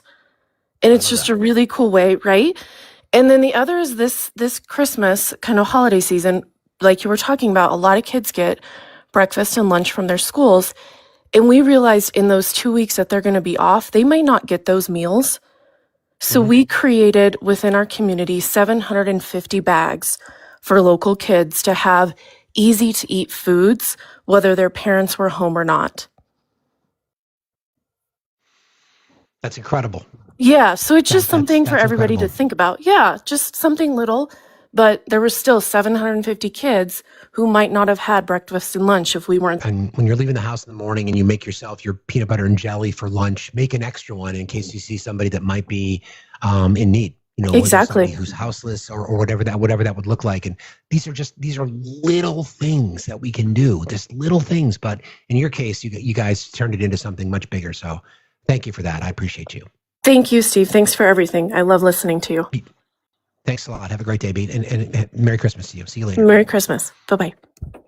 Bye. So that stuff, that's why I want a matriarchy. Damn it. Somebody just said that. Women showing up. That's why. Because the things that we just take for granted would be prioritized. We wouldn't be having to have these fights about whether or not we should be funding school lunches and school breakfasts at public education facilities.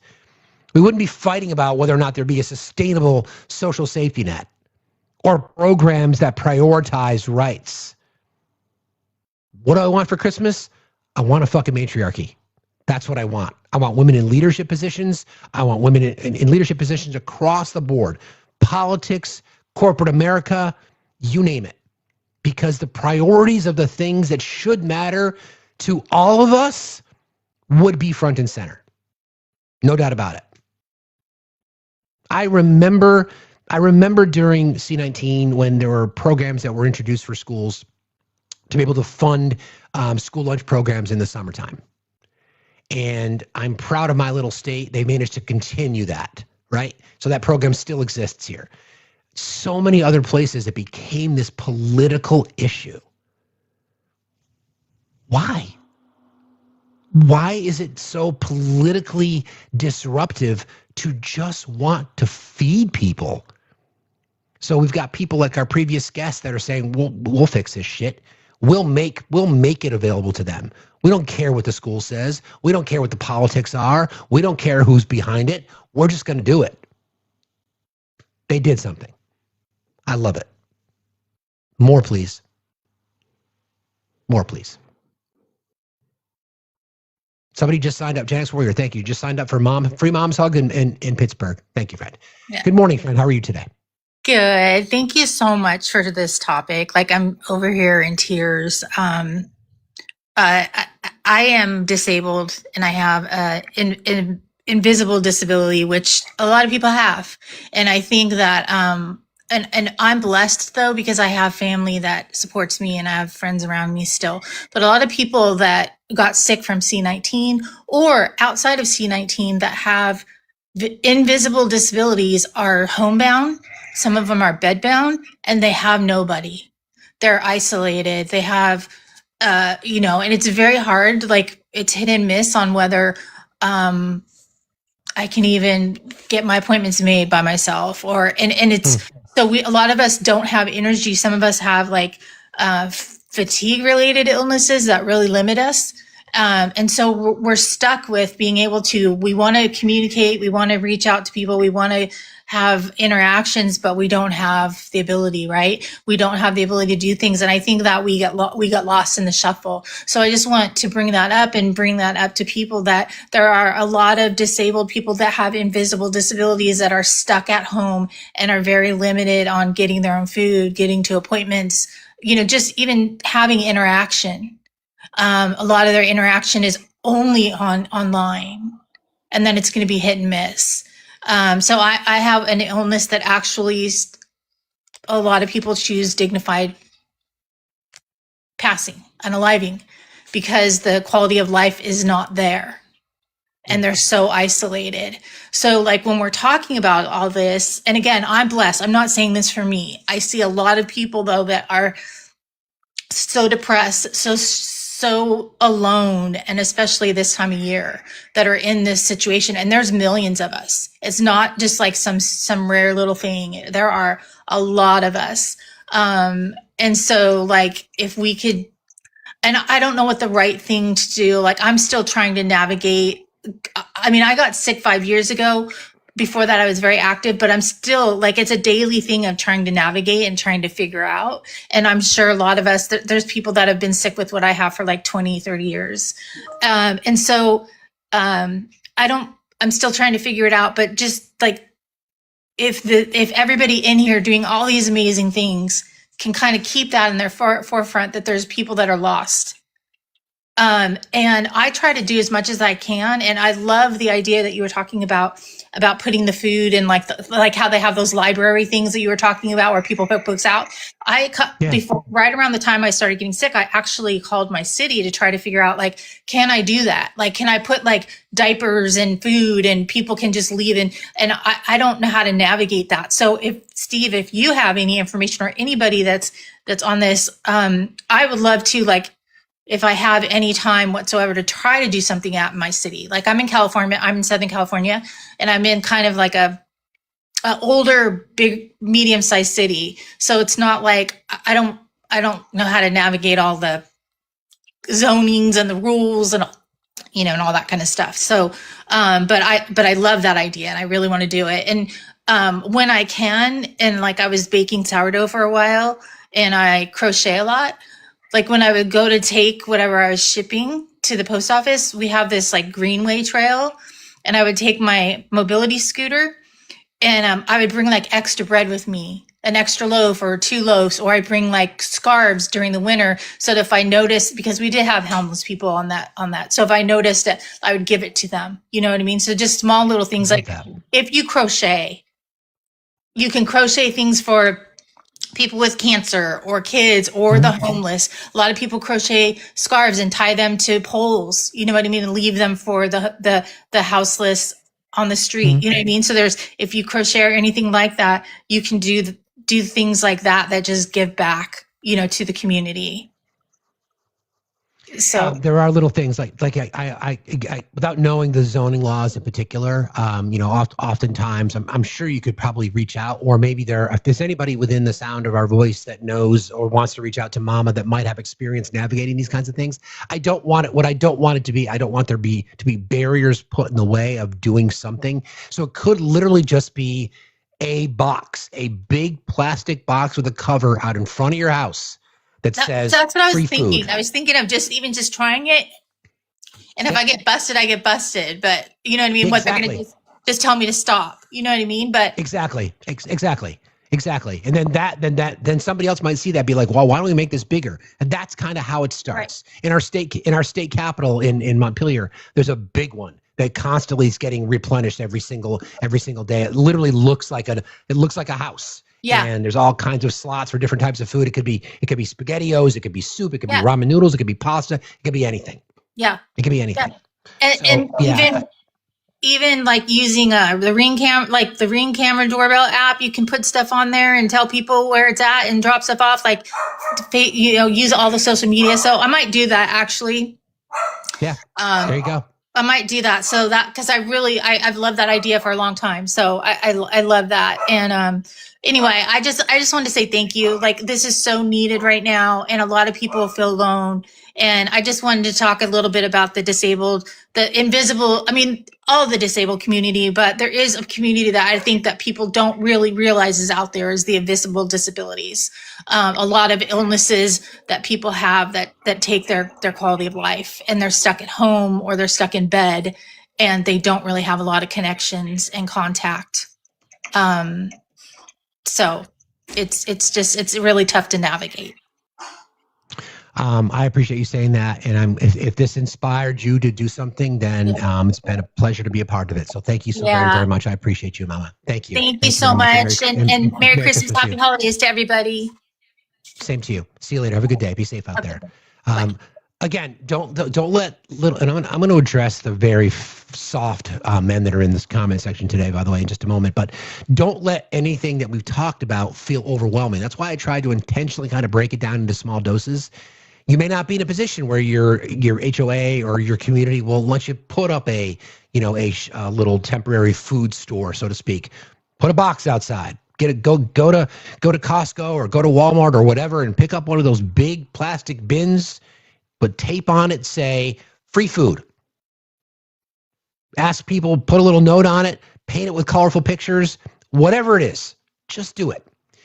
Okay, listen, I know that there's a lot of trolls in here today, and it's sad. So part of the empath heart is that I feel pity for many of you in here, that you're just in here just saying just horrible things. And the weird part about it is it doesn't affect us. It's more of you holding up the mirror to yourself. There are people out here that are saying, listen, you're spewing hatred in the chat intentionally. And we're like, we still want you to eat. We still want you to have health care. We still want your children to have a better life than you had.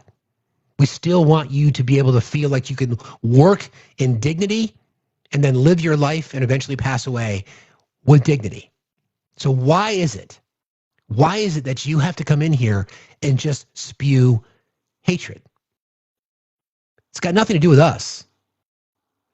It's got nothing to do with us. It's more reflective of you. Like in the past, your comments might have rattled people, but it's just more you. It's just more you. And it's actually pretty sad. But we'll get through this day because there's people in here, the thousands of people that watch us every single day who understand what do something is. We understand that we want to help people. We want exactly. You can't see your own hatred. And that's sad. You should spend more time with progressives and liberals because we can show you the way. We really can. In spite of you. In spite of you. Yeah, exactly. Real Christian behavior. Right. How fitting. How very Christian of you. How very Christian of you. Like crazy. Wow. Good morning, my friend. Good morning, beloved. I am doing well. This is a wonderful live and so inspiring. And I, too, am going to go sign up for free mom hugs. I was going to do it when Brooke, I remember her sharing pictures of the last few events she went to. And I was just like, oh, that looks like really something great. And I was going to do it then and then squirrel. So I'm very glad to be reminded of it again. I love this. I also love that you're breaking it down in like small things, right? Because the world is so freaking heavy and so overwhelming, right? And we've talked about that's the point. The overwhelm is the point. And so one of the best ways we can do to fight back is do something, right? I think it was it Gen X Warrior was up here talking about self-care, right? That's what do something is though, right? Because we're not just doing something for the person or a thing or organization we're doing it for. We're doing it for us because it is the one way that you can feel like you have some power, some actionable thing to do in a world where we don't feel like we can do shit. Like we're completely out of control of anything that's happening around us. So I think this is so, so, so important. And just to break it down into the smallest thing, I just wanted to offer this for the folks whatever you have, even if you don't have a dime to share or time to share, you have a voice, you can speak, right? And so I think about Mr. Rogers and look for the helpers, right? So we got to look for the helpers during these times. And when you find the helpers, tell other people about the helpers, right? Like, as a small business owner, Steve, as we both are, like I'm, as part of a small business in our private practice, and everyone who knows somebody who's working really hard, when you are a patron of somewhere, I don't want to earn people's support. I want to earn their patronage. I want to do the thing that makes them talk about their experience coming to our clinic, coming to our group practice, the experience they had. I want them to tell other people. Right. So if you go out there and you experience really good service somewhere, I had a colleague give me a gift certificate. For those of you who are just like, I need to get a gift card. Get a gift card for a small locally owned business of that means a lot to you, and tell the story. Like, use your voice. Tell the story of your experience when you find people that are doing good work out there, like we're doing today. Everybody's kind of sharing about, here's some things that I believe in, and here's the story as to why I believe it. Use your voice. Look for the helpers. We're living in this time where we're so focused on so many things, and we have to be, right? We have to balance that. I got to stay informed and I got to keep my peace, and that really, tough balance. And so, yeah, we got to talk about what's going on out there and what we have to be on the lookout for, and keeping our head on a swivel.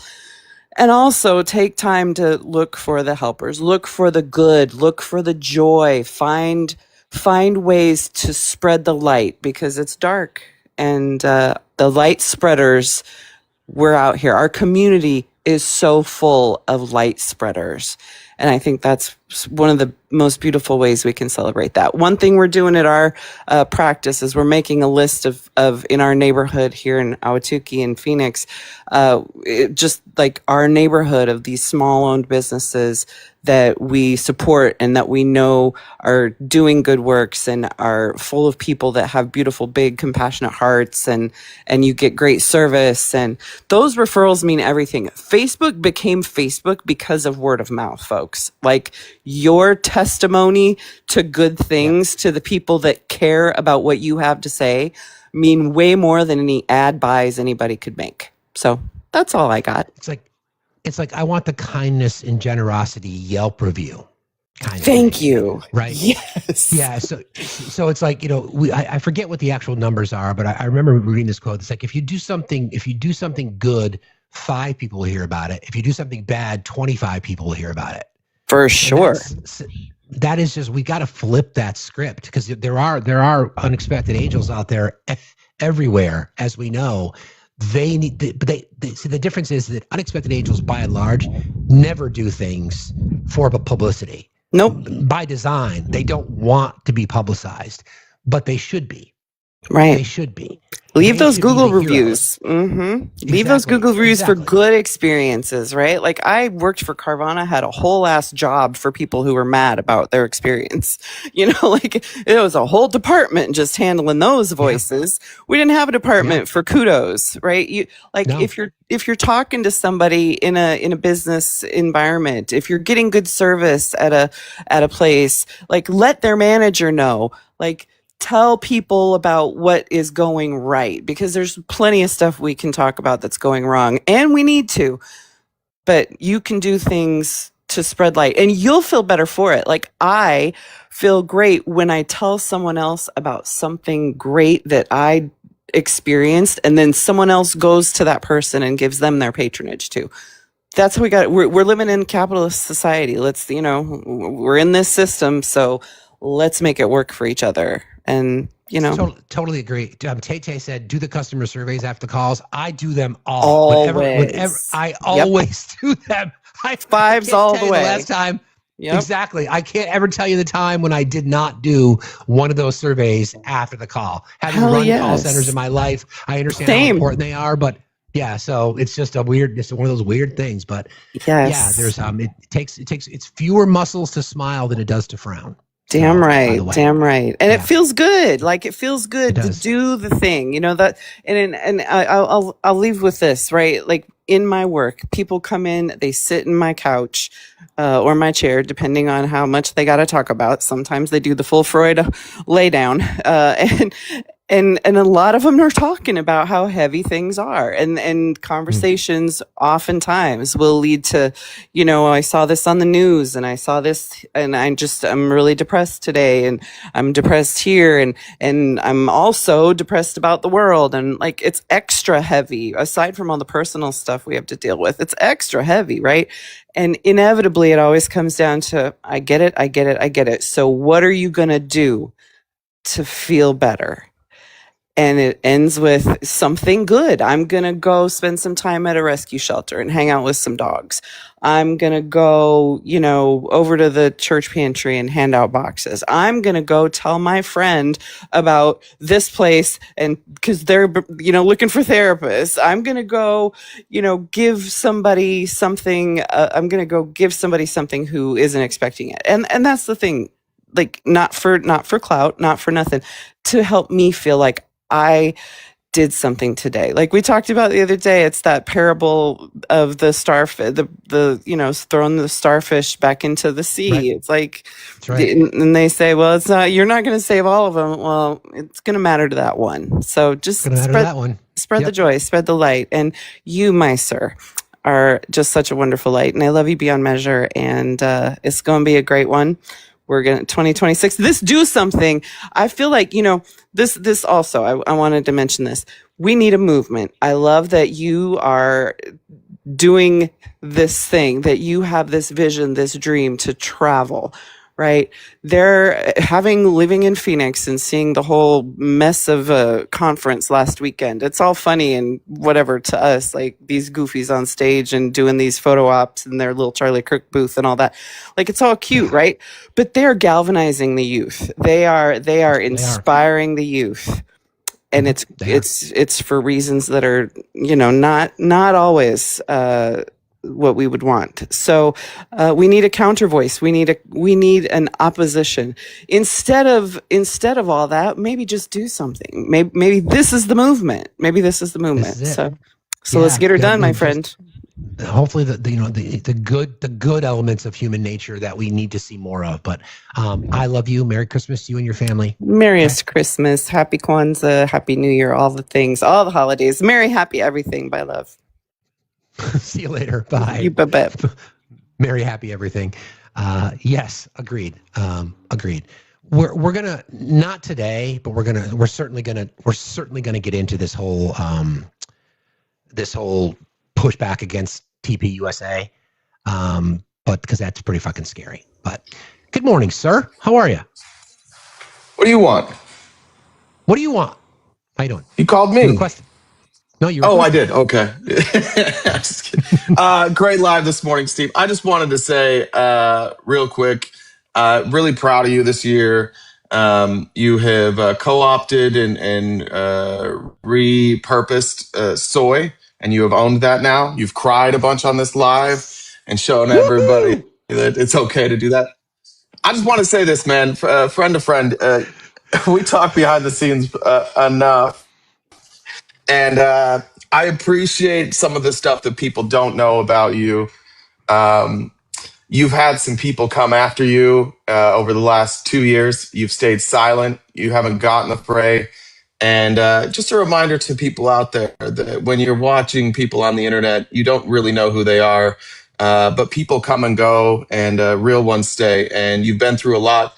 You've dealt with it quietly. You haven't lashed back out at the people who came after you, and you're still here doing good things. So I just wanted to vouch for what everybody else is here is saying, that on a personal level, I know you, I respect you, I love you, I appreciate what you're doing. I look up to you, and I hope you have an awesome Christmas and an incredible New Year. I think you're going to do great things next year.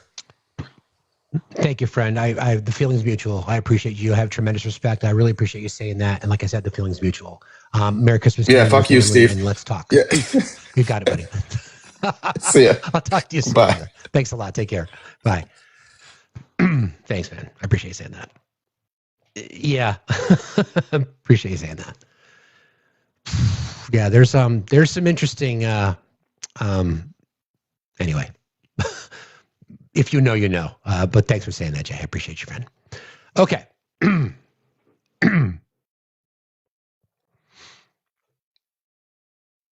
We're searchers, you and me. Good morning. How are you? My dad, your grandpa. Beach and GMA. They don't make memory. That might be Not anymore. I think that might be I'm the progressive in your pocket. Sorry. I'm not crying. You're crying.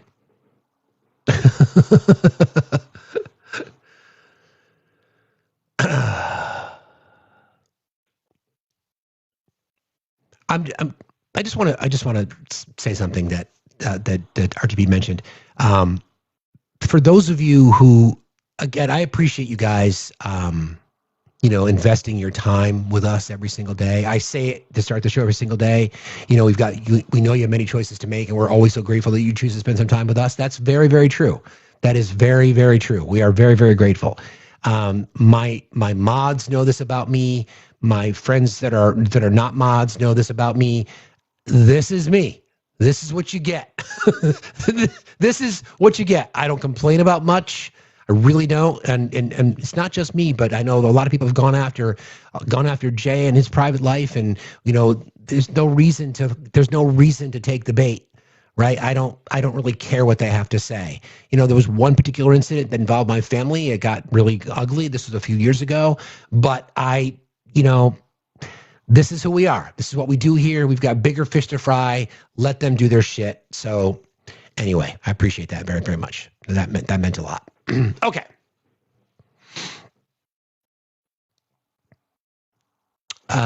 Still having issues with connecting to it. Not everybody's been able to request. It's really weird. If you guys have not yet subscribed to YouTube, please do so. Also, please subscribe to Twitch. We appreciate that. Lord Dog, how are you? Yay. Hi, Steve. How are you? I'm fine. How are you? It's been a rough year. It is. Yeah. I mean, my husband was diagnosed with stage 4 cancer in April, actually on my birthday. I'm so sorry. So he hasn't been working, and, it's just been all about trying to take care of him, but also protect his immune system as well, right? So I've had a lot of time on my hands sitting in my house, not really going out anywhere. And I've kind of fallen down a couple of rabbit holes, good ones though. And one of the things that I have been working on as a project is starting a collective in my small town. So I haven't actually launched it yet, but it's going to be a place where we're doing skill sharing and, growing vegetables and sharing them with the community. I know that there are some, because I live in a small town, people keep chickens and things like that. So maybe they'll be able to share any excess eggs that their families don't need, that type of thing. I'm actually in the process of building a website for this. So it's a lot of content that I've had to start creating myself. But let me pause you there, since you're building a website. Okay. Since we're in the spirit of the do something spirit. If you need help with that, I'm sure there are lots of people in our community that might love to do something and help. So I'm just throwing that out there. Yeah, actually, that's one of my special skill sets. I actually work for a domain registrar, and yeah, you're good. So I'm you're able, good. yeah, yeah. But yeah, I just I take a look around my community, and people are struggling, and it would be great if we can repurpose things or learn how to fix the things that we have instead of throwing them away and getting new things. eventually, and I've been doing a lot of research on this as well. This is another rabbit hole that I fell down. I would like our community to start like a co-op grocery, because in Canada there are 3 grocery companies and they hold the monopoly across all of Canada. There are some co-op grocery stores, but they're few and far between. And I just feel like we need to take the power back. We need to take our money back. Like they just keep jacking up the prices, you know, and it's I don't know how people can afford to live. And I don't think that people should be making profit off of basic needs. They shouldn't be making profit off of the food that we eat, the places that we need to live. And that's another huge problem. Yeah, exactly. Exactly. So I realize it's baby steps. So I'm starting with this little collective because Rome wasn't built in a day. So sure it wasn't. But that's again, it's baby steps though. That's all it takes. That's all it takes. I might reach out to you, Laura, if it's okay, because we've been talking about this do something thing, and I'd love to get your take and maybe even your support on helping us build the digital presence around for sure. So, for sure. Yeah, I'm on the Discord. I actually spoke to you live this time last year as well. Yeah, I also do media literacy training as well. So we've got that in common. Yeah. Well, we need a lot of that, don't we? For sure. Yeah. I'm on Discord. My same screen name. We're friends too on TikTok, so you can reach me by message there as well. Yeah. Anytime. I appreciate that. Thank you for your voice. I know it's been a rough year. Hopefully 26 is better, but thank you for what you do, what you stand for, and being part of our little community here. And have a Merry Christmas, okay? Thanks a lot. Awesome. Thanks. Same to you. I'll be in touch. Okay. I'll talk to you soon. Awesome. All right. Great. Take care. Bye. Be well. Bye. You too. Love that. Again, this is the whole point, and I was really hoping that this is kind of what would happen today, because one thing leads to something else. And I just feel like we become like almost, I guess, immobilized, right? And that's by design, right? That's what authoritarians want. They want the collective and the community and the citizenry to be so overwhelmed by things that they feel like there's no hope. And yes, we've all felt hopeless, right? And that's real, because I always support advocating for whatever feeling you're in at the moment, right? Sure, absolutely, no doubt about it. But how then do we get out of that spot? It's been a rough year for me, no doubt about it. Really, really rough year. My mental health has been shitty, still is. Working through it, you know, with support of you all and support of our amazing community and my kids and family and some of the immediate, this particular family. I don't have much of a family outside of my children anymore, but it's these kinds of things that if we're not willing to fight through it, because that's what it's going to take, right? If we're not willing to fight through it, then what's the point? Because then the suffering just gets worse. I'm not going to accept that. No. Nope.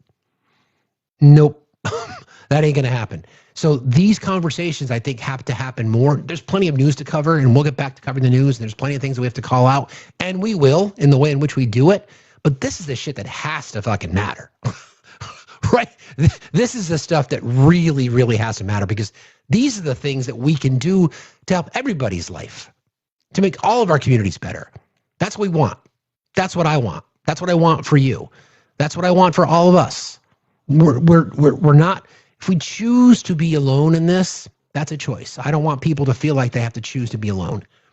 You know, I know that one of the beauties of this particular app is the way in which it functions, the way in which we can connect communities, whether it be through FYP or just through your algorithm or whatever that might be.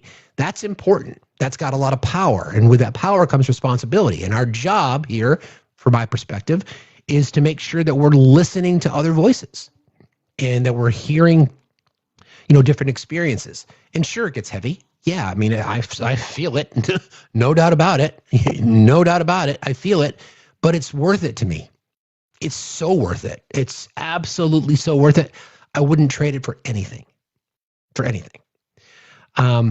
Okay. Is there anybody else that wants to come up and share that has an idea regarding do something that they'd like to do? If not, that might be a good spot to wrap. I think I'm just going to indulge just one more time, and I just want to read you this letter because I think it's important, and I think it's necessary, and I just want people to hear it because I'm speaking to all of us. To my fellow Americans, it's easy to feel overwhelmed right now. The news is loud, the problems feel enormous, the divides seem permanent. Many people are tired of arguing, tired of being disappointed, tired of feeling like nothing they do really matters. But this is the truth we don't hear often enough. Democracy does not survive because of presidents, courts, or headlines. It survives because ordinary people decide to care about one another anyway. You don't have to fix the country. You don't have to change the system overnight. You don't have to be the perfect, loud, wealthy, or powerful. You just have to do something. Something small, something local, something human. Check on a neighbor who's been ignored or pushed aside. Support a community organization led by people who've been historically excluded. Volunteer at a school, a food pantry, a shelter, a legal clinic, or a mutual aid group. Listen. Really listen to voices that aren't usually centered. Show up to a town meeting, register someone to vote, help someone to get to the polls, run for a local board no one else wants to touch. Democracy isn't only about elections, it's about belonging. Marginalized communities, whether defined by race, by disability, income, immigration status, gender identity, geography, history, etc., have always carried this country forward while being told to wait their turn. Uplifting those communities is not charity, it's not a favor, it is the work of a nation trying to live up to its own promises. When we invest time, attention, dignity where it's been withheld, we strengthen everyone. If you feel powerless, start where you stand. If you feel angry, turn that into service. If you feel cynical, choose hope anyway. Not the passive kind, but the kind that shows up even when it's uncomfortable. History doesn't only move because of sweeping moments. It moves because millions of people quietly decide to act with decency, with courage, and with care. Your voice matters. Your presence matters. Your effort, no matter how small, matters. Do something. Do anything, and then keep going. Our communities are worth it. Our democracy is worth it. And so are we. Thank you all for today. Mods, you guys are incredible. Merry Christmas, everyone. We'll be back here Friday morning. We'll take tomorrow off. I think you should too.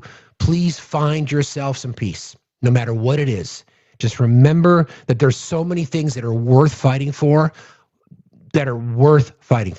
I love you all very, very much. And very Merry Christmas to you and your family. We'll see you on Friday morning.